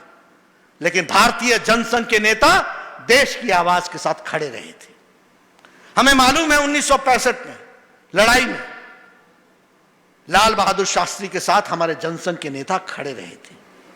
हमें याद है जब बांग्लादेश का लिबरेशन हो रहा था 70 के दशक की लड़ाई में, तो भारतीय जनसंघ उस समय इंदिरा गांधी के साथ चट्टान की तरह खड़े होकर के देश में हम लोगों ने एक आवाज उठाई थी और देश पहले है, देश रहेगा तो हम सब रहेंगे, ये बात हमने कही थी। लेकिन मुझे दुर्भाग्य से कहना पड़ता है, दुर्भाग्य से, कि जब कारगिल की लड़ाई हुई और जब प्रधानमंत्री अटल बिहारी वाजपेयी कारगिल में और हमारे जवान सीमाओं पर सीमा की रक्षा कर रहे थे, लड़ रहे थे और कारगिल को वापस लेने के लिए अपना जीवन सर्वस्व लगा रहे थे, तो यहां कांग्रेस पार्टी राज्यसभा का सत्र बुलाने के लिए आग्रह कर रही थी कि राज्यसभा का सत्र बुलाओ। उसी तरीके से हमें याद है कि जब ऑल पार्टी मीटिंग हुई तो उस ऑल पार्टी मीटिंग में कांग्रेस नदारद थी, यानी इनको देश की चिंता नहीं थी, पॉलिटिक्स की चिंता थी। Politics and only politics. मैं कांग्रेस पार्टी को बोलना चाहता हूं, आपको अगर विपक्ष आता नहीं है तो थोड़ा ट्यूशन हमसे ले लो। हम आपको बताते हैं कि ऑपोजिशन क्या होता है। आपको ऑपोजिशन नहीं आता। आजकल आपने 2 दिन पहले बयान दे दिया राहुल गांधी ने कि देश का डीएनए बदल रहा है, असहिष्णु हो रहे हैं, उल्टे चोर कोतवाल को डांटे। ये भूल गए क्या असहिष्णु कौन रहा है? याद है इमरजेंसी, 1,25,000 लोग 19 महीने, 20 महीने, 21 महीने, 22 महीने के लिए जेल के सलाखों के पीछे डाल दिए गए थे। कांग्रेस पार्टी के लोगों को छोड़कर और कम्युनिस्टों को छोड़कर देश के सभी राजनीतिक दल जेल के शिक्षों के पीछे थे। मीडिया के लोग भी देश के जेल के शिक्षों के पीछे थे। मुझे याद है लगभग 80,000 लोग Misa, maintenance of internal security act के तहत वो जेल के अंदर थे 19 महीने, 20 महीने। मुझे याद है 45,000 लोग डीआईआर में अंदर थे। ये असहिष्णुता की बात करते हैं। अरे भारत वो देश है जहां गौतम बुद्ध पैदा हुए। हमने शांति का पाठ सिर्फ अपने यहां ही नहीं दिया, सारे विश्व में दिया। वसुधैव कुटुंबकम की बात की, सारी वसुधा एक परिवार है, इस बात को हम लोगों ने कहा। विवेकानंद ने अपना संदेश दुनिया में दिया, brothers and sisters of world, सबको भाई बहन मान करके एक साथ जोड़ने का काम किया। सबसे सहिष्णु अगर देश रहा है, सबसे टॉलरेंट अगर देश रहा है और दुनिया में जब जब कोई समस्या आई है तो वह पनाह उसको भारत की पुण्य भूमि पर मिला है। इस बात को हमको ध्यान में रखना चाहिए। मुझे लगता है कि देश की डीएनए की चिंता मत कीजिए, आप कांग्रेस के बदलते हुए डीएनए की चिंता कीजिए। इसको आप ध्यान में रखेंगे तो ये आपकी सेहत और भारत के राजनीतिक सेहत के लिए भी अच्छा रहेगा। यह बात मैं आपको कहना चाहता हूं। मित्रों, कोविड की कहानी तो मैंने आपको बताई, लेकिन जब मैं ये कहता हूं कि 2019-20 has been a year full of achievements, it is in letter and spirit that I am saying. When I say that Modi ji has bridged in the work of 6 decades in 6 years, I mean it. आप याद कीजिए 1950 में धारा 370 लगी थी। क्या कहा था? ये टेम्पररी फेज है, ये घिसते घिसते घिस जाएगा। ये घिसा नहीं और मजबूत हो गया, और इसने जम्मू कश्मीर के अंदर एक अलगाववाद के बीच को पनपने का पूरा मौका दिया, और कांग्रेस पार्टी इसमें शामिल रही। जिस तरीके की नीतियां चली, उस नीतियों के कारण सिवाय अलगाववाद के और कुछ नहीं मिलना था। लेकिन मुझे खुशी है कि भारतीय जनता पार्टी की सरकार मोदी 2 में यह राजनीतिक इच्छा शक्ति मोदी जी ने दिखाई, और यह मोदी जी की इच्छा शक्ति थी और अमित शाह जी की रणनीति थी कि धारा 370 5 और 6 अगस्त को धाराशाही हो गया। यह हमको ध्यान में रखना चाहिए। मुझे खुशी है, मैं उस ऐतिहासिक घड़ी का पार्ट एंड पार्सल, मैं भगवान को हाजिर नाजिर मान करके अपने आप को बहुत ही गौरव महसूस करता हूं कि उस ऐतिहासिक घड़ी में धारा 370 कम करने में को हटाने में इस उंगली के द्वारा हमें भी बटन दबाने का मौका मिला और धारा 370 में खिलाफ वोट देने का मौका मिला। यहां बैठी हैं निर्मला जी, यहां बैठे हैं सदानंद जी, यहां बैठे हैं प्रहलाद जी। ये सब वो भाग्यशाली लोग हैं जिन्होंने अपनी उंगली से धारा 370 को बिल को पास किया और उसको धाराशाही किया। यह हमको ध्यान में रखना चाहिए। मित्रों, जब धारा 370 समाप्त हुआ तो क्या बोलते थे फारूक अब्दुल्ला बोलते थे कि कोई धारा 370 को छू भी नहीं पाएगा। यह मोदी जी की सरकार थी और अमित शाह की रणनीति थी कि धारा 370 और 35A छू मंतर हो गया। इसको भी हमको समझना चाहिए। महबूबा मुफ्ती ने कहा कि खून की नदियां बहेंगी, एक खून का कतरा नहीं बहा। और मैं पूरी जिम्मेवारी के साथ कहता हूं, मैं जम्मू कश्मीर में प्रभारी रहा हूं लंबे समय तक। आपको और हमको धारा 370 और 35A जाने का भावनात्मक खुशी मिली होगी, क्योंकि जम्मू कश्मीर पूरा एकीकृत होकर के भारत के मेन स्ट्रीम में आया, इसकी हमको खुशी है। लेकिन हमसे ज्यादा खुशी जम्मू कश्मीर के लोगों को है, यह मैं आपको बताना चाहता हूं। और फिर मैं इसलिए नहीं कि बोलने के लिए बोल रहा हूं, आपको मालूम नहीं होगा, जम्मू कश्मीर में यह पुंछ राजौरी का इलाका और यह लद्दाख का इलाका, यह सारा ट्राइबल है। कारगिल, यह सारा ट्राइबल है। ये मुस्लिम भाई वहां रहते हैं, गुजर रहते हैं, बकरवाल रहते हैं। ये मुसलमान हैं, मुस्लिम हैं, लेकिन ट्राइबल हैं। क्या आपको मालूम है कि यहां राजनीतिक ट्राइबल रिजर्वेशन नहीं था? क्या आपको मालूम है कि गुजर और बकरवाल ट्राइबल सीट कोई ना होने के कारण वो विधानसभा में या लोकसभा में नहीं पहुंचते थे? अब धारा 370 समाप्त हुई है, परिसीमन होगा। पहली बार विधानसभा और लोकसभा में ट्राइबल सीट्स घोषित होंगी और वहां से चुन करके हमारा गुजर और बकरवाल श्रीनगर में आकर के विधानसभा में बैठेगा। यह परिस्थिति आकर के खड़ी है। राजीव गांधी जी ने 80 के दशक में 73rd और 74th अमेंडमेंट बिल ला करके पंचायत को सीधा पैसा देने का प्रावधान किया था। लेकिन दुख के साथ कहना पड़ता है कि यह जम्मू कश्मीर में लागू नहीं था। यह दीगर बात है, यह अलग बात है कि हमारे गुलाम नबी आजाद भी मुख्यमंत्री रहे, कांग्रेस के मुख्यमंत्री रहे, लेकिन यह पैसा जो दिल्ली से जाता था वो श्रीनगर की तिजोरी में जाता था और श्रीनगर की तिजोरी वाले तय करते थे कि कितना पंचायत को देना है या नहीं देना है, देना है तो कितना देना है। अब धारा 370 समाप्त है। मोदी जी यहां से पैसा भेजते हैं और वो सीधा पंचायत में जाता है और विकास होने का क्रम शुरू हुआ है। इस बात को हमको समझना चाहिए। आपको पता है वहां की महिलाएं अगर नॉन रेजिडेंट के साथ, श्रीनगर जम्मू कश्मीर के बाहर के व्यक्ति के साथ अगर उनका विवाह संपन्न हो जाए तो उनको अपनी जायदाद से हाथ धोना पड़ता था। They were devoid of their property rights. लेकिन आज धारा 370 लगने के कारण अब वो कहीं भी मुख्य धारा में, कहीं भी देश में, कहीं भी उनका विवाह संपन्न होता है, श्रीनगर में उनकी प्रॉपर्टी पर बराबर का हिस्सा उनको मिलेगा। इस बात को हमको ध्यान में रखना चाहिए। हमारे वाल्मीकि भाई पार्टीशन के समय पंजाब से ले जाकर के उनको बसा दिया जम्मू कश्मीर में और कहा कि तुमको हम सारे राइट्स देंगे। शेख अब्दुल्ला थे उस समय, लेकिन वहां हुआ क्या, इनको वहां पर परमानेंट रेजिडेंट का सर्टिफिकेट नहीं मिला। वाल्मीकि भाई ये दलितों की बात करते हैं कांग्रेस पार्टी वाले, ये ट्राइबल्स की बात करते हैं कांग्रेस पार्टी वाले। जवाब दें कि वहां ट्राइबल रिजर्वेशन आज दिन तक क्यों नहीं था। जवाब दें कि वाल्मीकि का बेटा सिर्फ सफाई कर्मचारी लग सकता था और कुछ नहीं बन सकता था। उसको जम्मू कश्मीर में और कोई नौकरी करने का अधिकार नहीं था। नौकरी करता तो सिर्फ सफाई कर्मचारी की नौकरी करता। यह था 21वीं शताब्दी का भारत, यह था राजीव गांधी की 21वीं शताब्दी का भारत। मोदी जी की सरकार आई, 21वीं शताब्दी की परिभाषा बदली, धारा 370 समाप्त हुआ।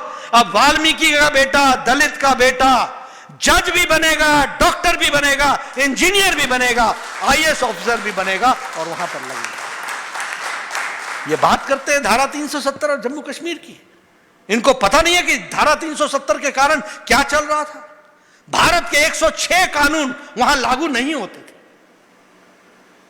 POCSO, prevention of children from sexual offences, ये लागू नहीं होता था।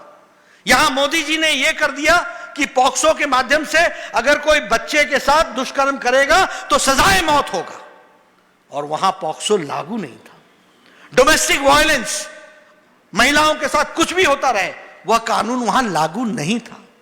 आप आश्चर्य करेंगे, prevention of corruption act Jammu Kashmir में लागू नहीं होता था। भ्रष्टाचार किए चलो, हलवा मांडा खाते चलो, मस्त रहो, कोई पूछने वाला नहीं।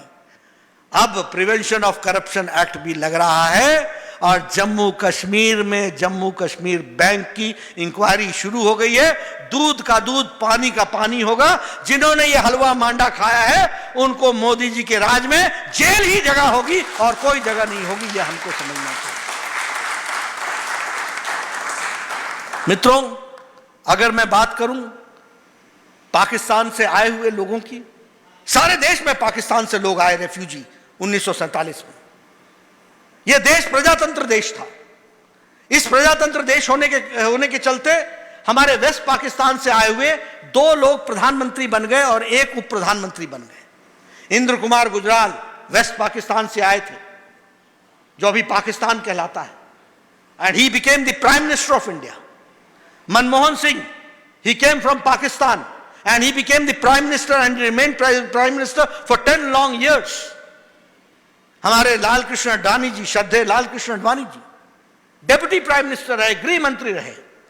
लेकिन जो लोग गलती से रेफ्यूजी होकर के जम्मू कश्मीर में आकर के बस गए, उनको धारा 370 के कारण काउंसिलर का भी चुनाव लड़ने का अधिकार नहीं था, काउंसिलर का भी वोट देने का भी अधिकार नहीं था। अब धारा 370 हटी है, वो एमएलए भी बनेंगे और वो मंत्री भी बनेंगे, वो मुख्य धारा में शामिल होंगे। इस बात की हमको चिंता करने की जरूरत, इस बात को हमको ध्यान में रखने की जरूरत है। मित्रों, ट्रिपल तलाक, सुप्रीम कोर्ट ने कहा था कि ट्रिपल तलाक समाप्त होना चाहिए। प्रधानमंत्री मोदी जी की वो इच्छा शक्ति थी, जिस इच्छा शक्ति के कारण रविशंकर जी ने बिल को पेश किया और ट्रिपल तलाक से 9 करोड़ हमारी मुस्लिम बहनों को, जो ये सदियों की कुरीति थी, उससे निजात दिला दिया, उससे उनको छुटकारा दिलाया। इस बात को समझना चाहिए। लेकिन यहां भी मैं एक और बात आपको बताना चाहता हूं। हमारे सेकुलर भाई, हमारे यहां पर मुस्लिम नेता, और मुस्लिम नेता तो नहीं, मुस्लिम नेता की वोट बैंक की राजनीति करने वाले लोग, ट्रिपल तलाक क्यों हुआ, कैसे हुआ, इसमें ऐसा होना चाहिए था, उसमें वैसा होना चाहिए था, अड़ंगे लगाने की कोशिश की गई। लेकिन मैं अपने ये मुस्लिम वोट बैंक की राजनीति करने वाले सेकुलर के चेहरा लेकर के घूमने वालों को बताना चाहता हूं कि पाकिस्तान इस्लामिक देश है, लेकिन वहां ट्रिपल तलाक नहीं है। उन लोगों ने ट्रिपल तलाक बंद कर दिया है। बांग्लादेश इस्लामिक देश है, लेकिन वहां ट्रिपल तलाक लागू नहीं होता है, उन्होंने उसको बंद कर दिया है। अफगानिस्तान इस्लामिक देश है, लेकिन वहां भी ट्रिपल तलाक नहीं है। टर्की मोस्टली इस्लामिक है, लेकिन वहां भी ट्रिपल तलाक लागू नहीं है। सीरिया में ट्रिपल तलाक लागू नहीं है। मित्रों, मलेशिया और इंडोनेशिया यह भी बहुतायत है, मुस्लिम देश है, लेकिन यहां भी ट्रिपल तलाक लागू नहीं है। इस बात को हमको समझना चाहिए। लेकिन हमारे यहाँ के सेकुलर लोग इस बात को उठाने का प्रयास करते हैं कि ट्रिपल तलाक जैसे कि मुस्लिमों के पर्सनल राइट्स पर कोई आघात हुआ है। हम लोगों ने हमारी मुस्लिम बहनों को, माताओं को इस सदियों की कुरीति से उनको हमने आज़ाद किया है और मुख्य धारा में शामिल किया है। ये बात मैं आपको बताना चाहता हूँ। CAA, सिटीजन्स अमेंडमेंट एक्ट, जो पहले हम सिटीजन्स अमेंडमेंट बिल के नाम से जानते थे, क्या है ये? हमें मालूम है कि बांग्लादेश में और पाकिस्तान में और अफगानिस्तान में माइनॉरिटी की संख्या बहुत तीव्र गति से घटी। जहां 38 थी वो 7% पर आकर खड़ी हो गई। जहां वह कहीं 33 थी वो आकर के 8 और 7% पर खड़ी हो गई। अफगानिस्तान में हमारे सिख भाई 50,000 परिवार थे, आज 3,000 परिवार रह गए। कहां चले गए ये लोग? ये सब धार्मिक प्रताड़ना के कारण, because of religious persecution, they had to leave the country, they fled and they took refuge in India. वो भारत में आकर के शरणार्थी के रूप में रहे। जवाहरलाल नेहरू ने 1950 में कहा कि जिन लोगों की धार्मिक प्रताड़ना के कारण, रिलीजियस परसिक्यूशन के कारण भारत आना पड़ा है, उनको मैं आपदा फंड से जोड़ करके उनकी फिर से बसाने का हम प्रयास करेंगे। यह जवाहरलाल नेहरू ने 1950 में कहा। इन 1948 हमारे महात्मा गांधी ने कहा कि ये लोग जो धार्मिक रूप से प्रताड़ित हो रहे हैं, इनको भारत में ला करके बसाया जाए, नौकरी दी जाए और इनके रहने की व्यवस्था की जाए। दिसंबर 2003 में मनमोहन सिंह ने राज्यसभा में हमारे पूर्व उप प्रधानमंत्री, गृह मंत्री लाल कृष्ण आडवाणी के सामने कहा, those who are religiously being persecuted in Afghanistan, Bangladesh and Pakistan, they should be given the citizenship right in India. ये अलग बात है कि उसके बाद ईश्वर ने उनको 10 वर्ष तक प्रधानमंत्री रहने का मौका दिया, लेकिन उन्होंने इस काम को पूरा नहीं किया। यह मोदी जी की इच्छा शक्ति थी जिसने सिटीजन्स अमेंडमेंट एक्ट को लागू किया और जो 20 साल से 25 साल से भारत में रह रहे थे, उनको भारत की नागरिकता प्रदान करके उनको मुख्य धारा में शामिल किया। मुझे याद है यहां बैठे हैं हमारे बीजेपी के कार्यकर्ता बंधु सब लोग। आपको याद होगा अफगानिस्तान से सिख भाई दिल्ली में जो रहते हैं, वो यहीं इसी हॉल में मुझसे मिलने के लिए आए थे। आपने उनके चेहरे पढ़े होंगे। 20 साल हो गए उनको आए हुए। स्कूल में उनका एडमिशन नहीं होता, मेडिकल कॉलेज में वो एडमिशन नहीं ले सकते थे, इंजीनियरिंग कॉलेज अपने बच्चे को पढ़ा नहीं सकते थे, नौकरी करने जाए तो उनसे रेजिडेंसी का सर्टिफिकेट मांगा जाता था, वो सिटीजनशिप का सर्टिफिकेट नहीं दे पाते थे, उनको नौकरी नहीं लगती थी। आज मोदी जी ने धारा 3 अपने सिटीजन्स अमेंडमेंट एक्ट को लागू कर दिया है। अब वो भारत के नागरिक बनेंगे और पूरी ताकत, पूरी इज्जत के साथ वो भारत में अपने आप को शामिल करते हुए भारत की मुख्य धारा में जुड़ेंगे। इस बात के लिए मैं उनको बधाई देना चाहता हूं। मित्रों, कांग्रेस पार्टी का काम रहा है अटकाना, लटकाना, भटकाना। ये कांग्रेस पार्टी का ट्रेट रहा है। ये यही कांग्रेस पार्टी है जिन्होंने कहा था कि राम जन्मभूमि फैसले को 2019 तक रोक दिया जाए। यह वही कांग्रेस पार्टी है जो राम जन्मभूमि पर भी राजनीति कर रही थी। हमारे लिए यह आस्था का सवाल था। डे टू डे हियरिंग होकर के सुप्रीम कोर्ट ने एक मत से राम जन्मभूमि के पक्ष में फैसला दिया और मोदी जी के नेतृत्व में सारा समाज पूरा सौहार्द वातावरण के साथ इसको कबूल किया, इसको स्वीकार किया और अब सारे रास्ते अटके, जो सारे रास्तों में अड़चन थी उसको हटाया गया और अब भव्य राम मंदिर, वहां रामलला की मूर्ति बनेगी। ये हम आपको बताना चाहते हैं। प्रधानमंत्री जी ने न्यास बना करके वो न्यास को जमीन हैंडओवर कर दी है। भारत सरकार ने अपना काम कर दिया है। बहुत जल्द वहां पर शिलान्यास होकर के भव्य राम मंदिर बनेगा। ये हमारे ध्यान में आना चाहिए। मित्रों, 2012 में मनमोहन सिंह के नेतृत्व में regional comprehensive economic partnership RCEP, जिसमें 15 देश और भारत मिला लें तो 16 देश हैं, यह एंगेजमेंट शुरू हुआ था। हमारी वित्त मंत्री बैठी हैं, इनको पता है इन्होंने कितनी मुशक्कत की और कितने नीचे तक सारी चीजों की जानकारी ली, बैठकें की और बैठक करने के बाद हम इस निर्णय पर पहुंचे कि ये जो रीजनल कॉम्प्रिहेंसिव इकोनॉमिक पार्टनरशिप है, इसमें भारत का भला नहीं है, उद्योगों का भला नहीं है। इसमें हमारा मजदूर मर जाएगा, इसमें किसान हमारा मुसीबत में पड़ जाएगा, इसमें हमारे मध्यम और छोटे जो हमारे उद्योग हैं वो ठप पड़ जाएंगे, उनको मुसीबत आएगा। ये प्रधानमंत्री मोदी जी थे, एक तरफ 15 देश एक तरफ खड़े थे, 16वां देश मोदी जी के नेतृत्व में अटूट की तरह भारत खड़ा था और भारत ने कहा यह हमारे मजदूरों के, किसानों के, उद्योगों के खिलाफ है, हम आरसेप से अपने आप को बाहर करते हैं, हम इस एंगेजमेंट में नहीं आएंगे। इसको पूरा करने का काम किया।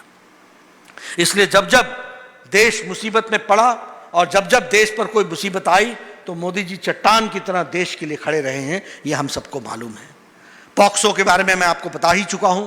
प्रिवेंशन, जुलाई महीने में, पिछले जुलाई महीने में prevention of corruption, prevention of children from sexual offences act, इसके तहत अगर कोई किसी बच्चे के साथ दुष्कर्म करेगा तो सजाए मौत होगी। यह बात इस माध्यम से तय हो गई और भारत के पार्लियामेंट ने इसको पारित कर दिया।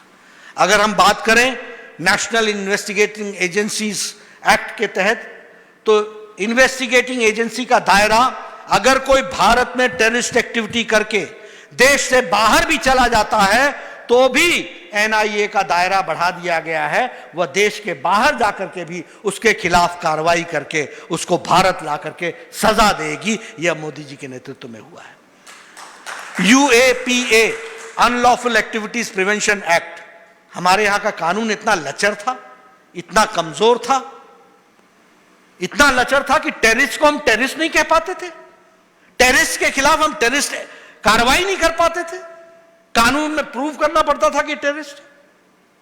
कांग्रेस पार्टी के लोग और विपक्ष के लोगों ने पार्लियामेंट में डिस्कशन की, इसमें तो कोई भी अंदर हो जाएगा। कोई अंदर नहीं होगा, गलत काम करने वाला अंदर होगा, वो बाहर निकल नहीं सकता, और जो सही काम करेगा उसको कुछ नहीं होगा। इस बात को हमको ध्यान में रखना चाहिए। ये काम हो सकता।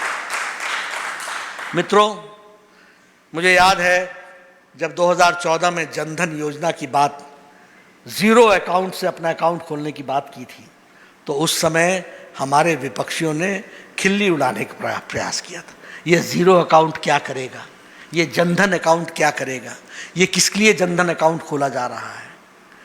मित्रों, 70 के दशक में श्रीमती इंदिरा गांधी ने जब बैंक के नेशनलाइजेशन की बात कही थी तो उन्होंने कहा था कि बैंक की दहलीज को पार करने का काम और बैंक अकाउंट्स खोलने का काम यह जनधन योजना के तहत होगा।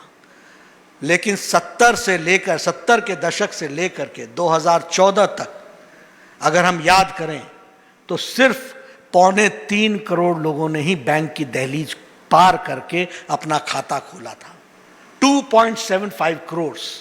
लेकिन आज जनधन खाते में 38 करोड़ 79 लाख लोगों ने खाता खोला है। और इस कोविड के समय में महिलाओं को जो 1,500 रुपए मिला है वो जनधन खाते के माध्यम से ही मिला है। और जब मैं कर्नाटक की बात करूं तो 1 करोड़ 47 लाख लोगों ने जनधन खाते का उपयोग किया है। उज्ज्वला योजना के तहत मैंने पहले बताया 8 करोड़ महिलाओं को फ्री गैस का चूल्हा और इसके साथ साथ गैस का सिलेंडर दिया गया।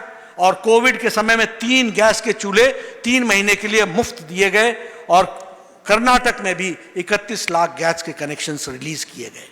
उजाला योजना के तहत लगभग 36 करोड़ 25 लाख एलईडी बल्ब्स बांटे गए और 18,834 करोड़ रुपए की सालाना बिजली की खपत की बचत हुई है। इसको हमको ध्यान में रखना चाहिए। और कर्नाटक में 2 crore 34 lakh LED bulb distribute हुए और 1,216 करोड़ रुपए की सालाना बचत बिजली की खपत में हुआ है। यह हमको ध्यान में रखना चाहिए। जब मोदी जी ने स्वच्छ भारत का अभियान शुरू किया तो कहने लगे ये क्या काम प्रधानमंत्री ने पकड़ लिया, ये झाड़ू पकड़ लिया, ये सफाई का काम पकड़ लिया। यह स्वच्छ भारत मिशन यूनाइटेड नेशंस ने भी मोदी जी को सम्मानित करके बताया है कि किस तरीके से स्वच्छ भारत मिशन एक सक्सेसफुल हुआ।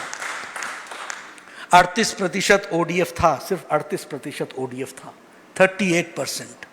आज 2019 में 100% ओडीएफ हो गया है। ओपन डेफिकेशन फ्री भारत बन चुका है और कर्नाटक में भी 46,19,000 नए टॉयलेट्स बने हैं और 36% जहां ओडीएफ था वो आज 100% ओडीएफ हो गया। उसको भी हमको ध्यान में रखना चाहिए। सौभाग्य योजना 2 करोड़ 62 लाख लोगों के घरों को इलेक्ट्रीफाई किया गया। 18,000 गांवों को इलेक्ट्रिफिकेशन किया गया। जब हम कहते हैं कि 6 दशक को 6 साल में पूरा किया तो यह पूरा हुआ है। सोचिए, आजादी के 60 साल तक लोगों के घरों में बिजली नहीं थी। 18,000 गांव बगैर बिजली के थे, करोड़ों घर बिना बिजली के थे। आज सौभाग्य योजना में 2 करोड़ 62 लाख लोगों को इलेक्ट्रिफिकेशन हुआ है और 3,56,000 लोगों का इलेक्ट्रिफिकेशन, ये भी इलेक्ट्रिफिकेशन जो हुआ है ये सारे का सारा कर्नाटक के अंदर हुआ। इसको हमको ध्यान में रखना चाहिए। आयुष्मान भारत दुनिया का सबसे बड़ा health care scheme, it's the world's largest health care scheme.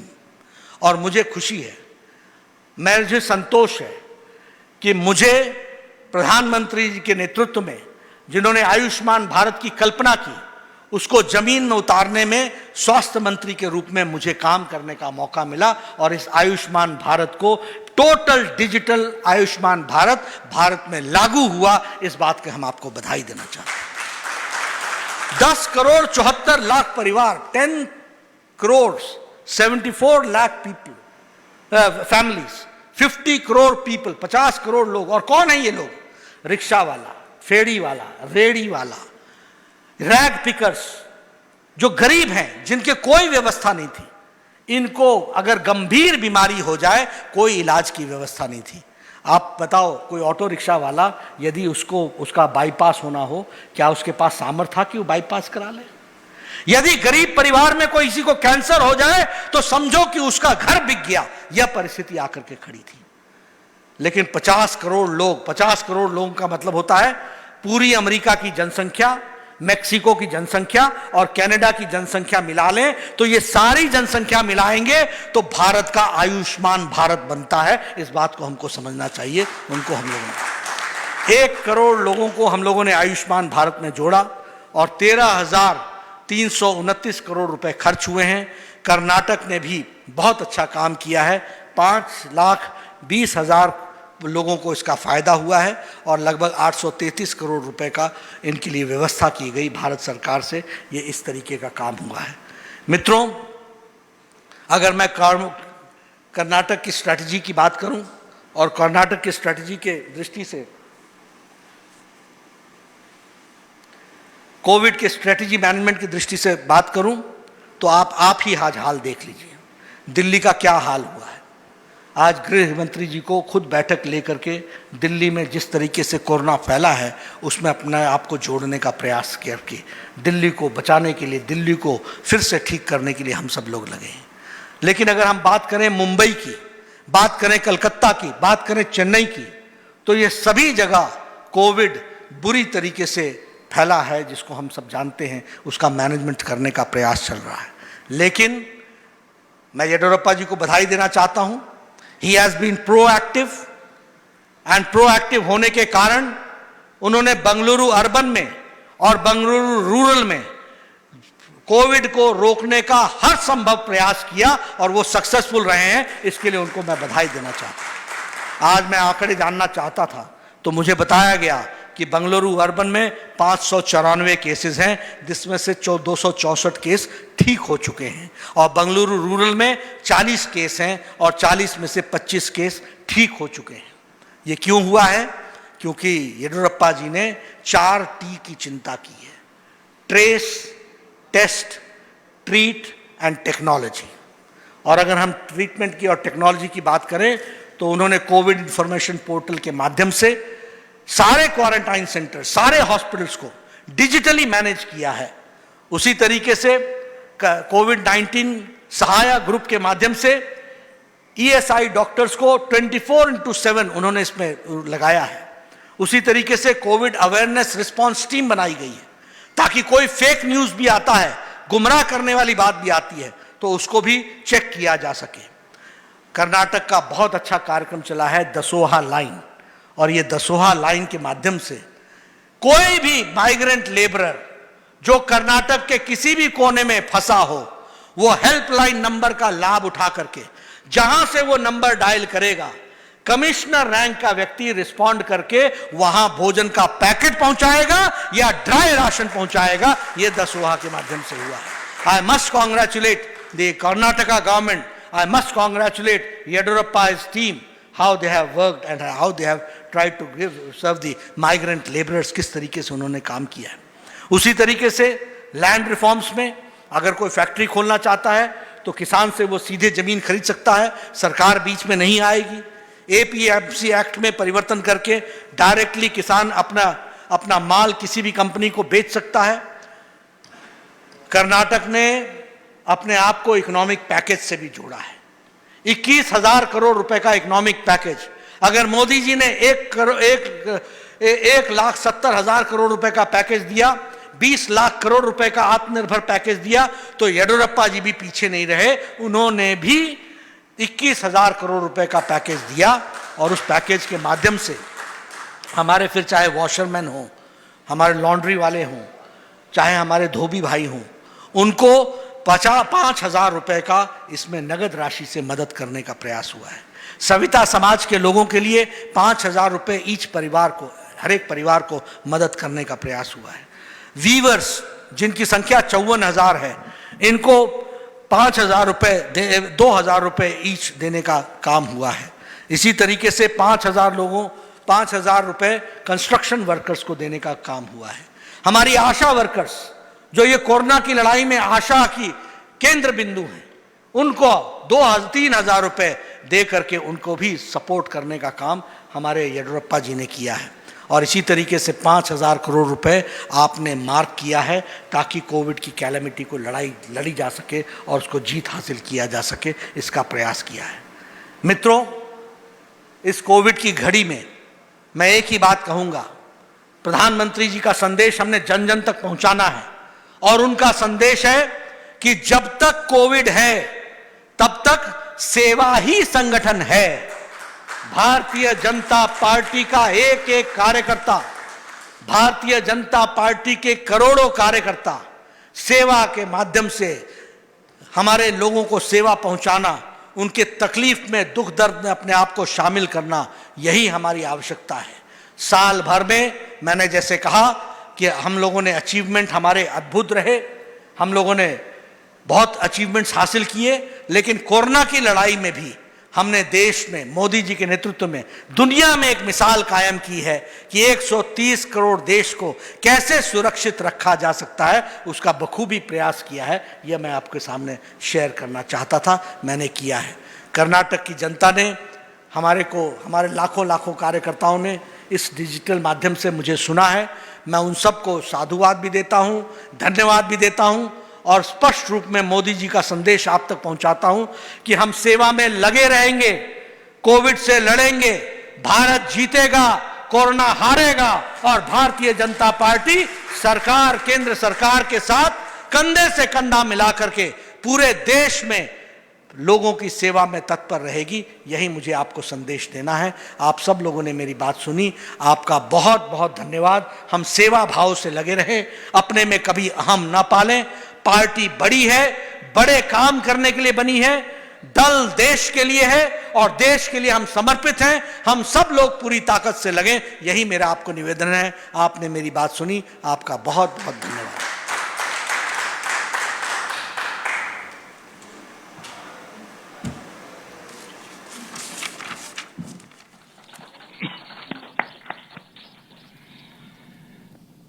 ಮಾನನೀಯ ಅಧ್ಯಕ್ಷರಿಗೂ बहुत बहुत ಧನ್ಯವಾದ। ಈಗ ಕಾರ್ಯಕ್ರಮದ ಕೊನೆ ಹಂತಕ್ಕೆ ನಾವು ಬಂದಿದ್ದೀವಿ। ಕೊನೆಯದಾಗಿ ಸಂಕಲ್ಪ ಬೋಧನೆ ಈ ಕಾರ್ಯಕ್ರಮವನ್ನು ನಮ್ಮ ಧಾರವಾಡದ ಸಂಸದರು ಕೇಂದ್ರ ಸಚಿವರಾದಂಥ ಪ್ರಹ್ಲಾದ್ ಜೋಶಿ ಅವರು ನಡೆಸಿಕೊಡಬೇಕು ಅಂತ ವಿನಂತಿ।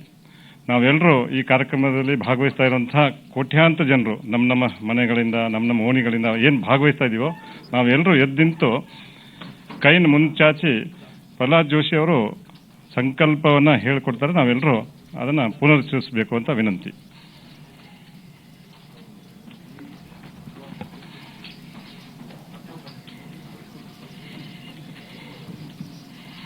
आगे कर हम संकल्प लेना है।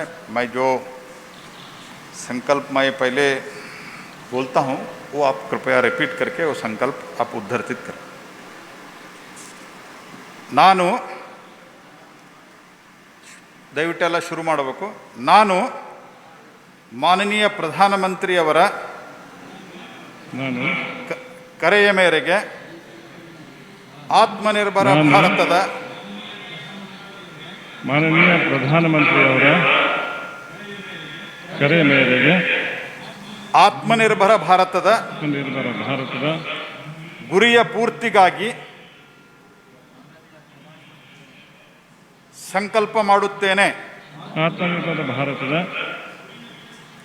ಗುರಿಯ ಪೂರ್ತಿಗಾಗಿ ಮತ್ತು ಸಂಕಲ್ಪ ಮಾಡುತ್ತೇನೆ। ಭಾರತದ ಸಂವಿಧಾನ ನಿರ್ದೇಶಿಸಿರುವ ಮತ್ತು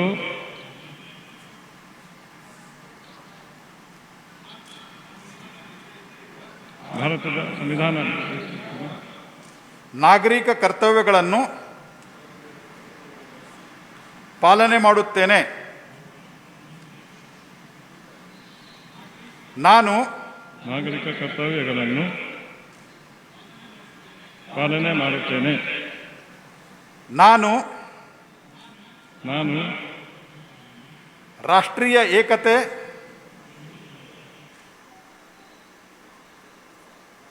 ಭಾವನೆ, ಪ್ರಜಾಸತ್ತಾತ್ಮಕ ಮೌಲ್ಯ, ಸಮಾನತೆಯ ಆಧಾರದ ಸಮಾಜ ನಿರ್ಮಾಣ, ಸರ್ವಧರ್ಮ ಸಮಭಾವ, ಮೌಲ್ಯಾಧಾರಿತ ರಾಜಕಾರಣ ರೂಪಿಸಲು ಸಮಾಜವನ್ನು ಪ್ರೋತ್ಸಾಹಿಸುವೆ। ನಾನು ದೇಶದ ಸ್ಥಾನೀಯ ಉತ್ಪಾದನೆಗೆ ಪ್ರೋತ್ಸಾಹ ನೀಡುವುದಕ್ಕೆ ವೃತಧಾರಿಯಾಗಿ ಕೆಲಸ ಮಾಡುತ್ತೇನೆ। ಯಥಾಸಂಭವ ಸ್ಥಾನೀಯ ಉತ್ಪಾದನೆಯ ವಸ್ತುಗಳನ್ನು ಖರೀದಿಸುತ್ತೇನೆ। ನಾನು ಕೋವಿಡ್ ಮಹಾಮಾರಿಯ ಹೋರಾಟದಲ್ಲಿ ಸಾಮಾಜಿಕ ಜಾಗೃತಿ, ಆರೋಗ್ಯ ಮತ್ತು ಸ್ವಚ್ಛತೆಯ ಅಭಿಯಾನವನ್ನು ಮುನ್ನಡೆಸುವೆ। ಭಾರತ್ ಮಾತಾ ಕಿ ಜೈ।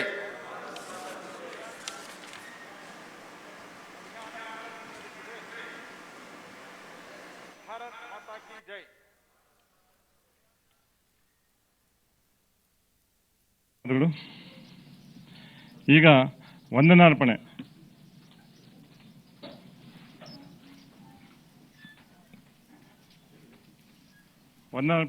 ಮಹೇಶ್ ತೆಂಗಿನಕಾಯಿ ಅವರಿಂದ।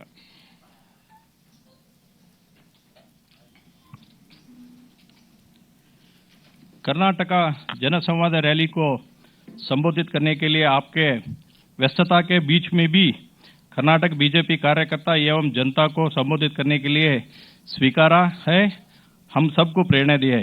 भारतीय जनता पार्टी राष्ट्रीय अध्यक्ष जी श्री जगत प्रकाश नड्डा जी को कर्नाटक प्रदेश भारतीय जनता पार्टी के तरफ से बहुत बहुत धन्यवाद समर्पित करता हूं। ऐसे ही इस रैली में उपस्थित राष्ट्रीय महासचिव श्री मुरलीधर राव को जी भी धन्यवाद समर्पित करता हूं। ऐसे ही इस महासभा वर्चुअल रैली में उपस्थित वित्त सचिव जी श्रीमती निर्मला सीतारामन जी को भी ಧನ್ಯವಾದ ಸಮರ್ಪಿತ करता हूं। ಅದೇ ರೀತಿಯಾಗಿ ಕೇಂದ್ರದ ಸಚಿವರುಗಳಾದಂಥ ಸನ್ಮಾನ್ಯ ಶ್ರೀ ಡಿ.ವಿ. ಸದಾನಂದ ಗೌಡರಿಗೂ ಕೂಡ ತಮ್ಮೆಲ್ಲರ ಪರವಾಗಿ ಭಾರತೀಯ ಜನತಾ ಪಕ್ಷದ ವತಿಯಿಂದ ಹೃತ್ಪೂರ್ವಕ ಧನ್ಯವಾದಗಳನ್ನು ಸಲ್ಲಿಸ್ತಾ ಇದ್ದೇನೆ। ಅದೇ ರೀತಿ ನಮ್ಮೆಲ್ಲರಿಗೂ ಕೂಡ ಸಂಕಲ್ಪವನ್ನು ಬೋಧಿಸಿರ್ತಕ್ಕಂಥ ಕೇಂದ್ರದ ಸಚಿವರಾದಂಥ ಸನ್ಮಾನ್ಯ ಶ್ರೀ ಪ್ರಹ್ಲಾದ್ ಜೋಶಿ ಅವರಿಗೂ ಕೂಡ ಹೃತ್ಪೂರ್ವಕವಾದಂಥ ಧನ್ಯವಾದಗಳನ್ನು ಸಲ್ಲಿಸ್ತಾ ಇದ್ದೇನೆ।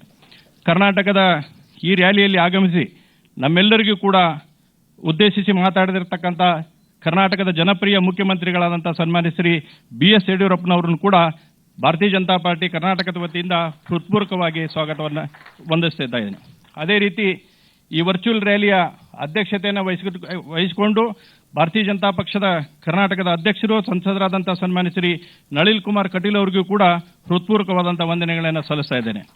ಹಾಗೆಯೇ ಈ ರ್ಯಾಲಿಯಲ್ಲಿ ಭಾಗವಹಿಸಿರತಕ್ಕಂಥ ಕೋಟ್ಯಾಂತರ ಜನರು ಕೂಡ ಇದರಲ್ಲಿ ಭಾಗವಹಿಸಿದ್ದಾರೆ, ಅವರೆಲ್ಲರಿಗೂ ಕೂಡ ಹೃತ್ಪೂರ್ವಕವಾದಂಥ ಧನ್ಯವಾದಗಳನ್ನು ಸಲ್ಲಿಸ್ತಾ ಇದ್ದೇನೆ।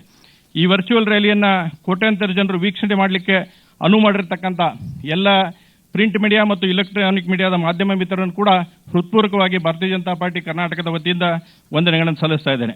ಈ ವರ್ಚುವಲ್ ರ್ಯಾಲಿಯನ್ನು ಯಶಸ್ವಿಗೊಳಿಸಲು ಶ್ರಮಿಸಿರತಕ್ಕಂಥ ಭಾರತೀಯ ಜನತಾ ಪಾರ್ಟಿ ಕರ್ನಾಟಕದ ಸಾಮಾಜಿಕ ಜಾಲತಾಣದ ಎಲ್ಲ ವೃಂದದವರಿಗೂ ಕೂಡ ಹೃತ್ಪೂರ್ವಕವಾದಂಥ ಧನ್ಯವಾದಗಳನ್ನು ಸಲ್ಲಿಸ್ತಾ ಇದ್ದೇನೆ। ಅದೇ ರೀತಿ ಕಾರ್ಯಕ್ರಮವನ್ನು ಯಶಸ್ವಿಗೊಳಿಸಲು ಕಾರಣೀಕರ್ತರಾದಂಥ ಎಲ್ಲ ಜನಪ್ರತಿನಿಧಿಗಳು, ಕಾರ್ಯಕರ್ತರು, ಬೂತ್ ಮಟ್ಟದಲ್ಲಿ ಇರತಕ್ಕಂಥ ಕೆಲಸ ಮಾಡಿರ್ತಕ್ಕಂಥ ಎಲ್ಲರಿಗೂ ಕೂಡ ಮತ್ತೊಮ್ಮೆ ಭಾರತೀಯ ಜನತಾ ಪಕ್ಷದ ವತಿಯಿಂದ ಹೃತ್ಪೂರ್ವಕವಾದಂಥ ಧನ್ಯ ಸಲ್ಲಿಸಿ ನನ್ನ ವಂದನಾರ್ಪಣೆಯನ್ನು ಮುಗಿಸ್ತೇನೆ। ಜೈ ಹಿಂದ್, ಜೈ ಕರ್ನಾಟಕ।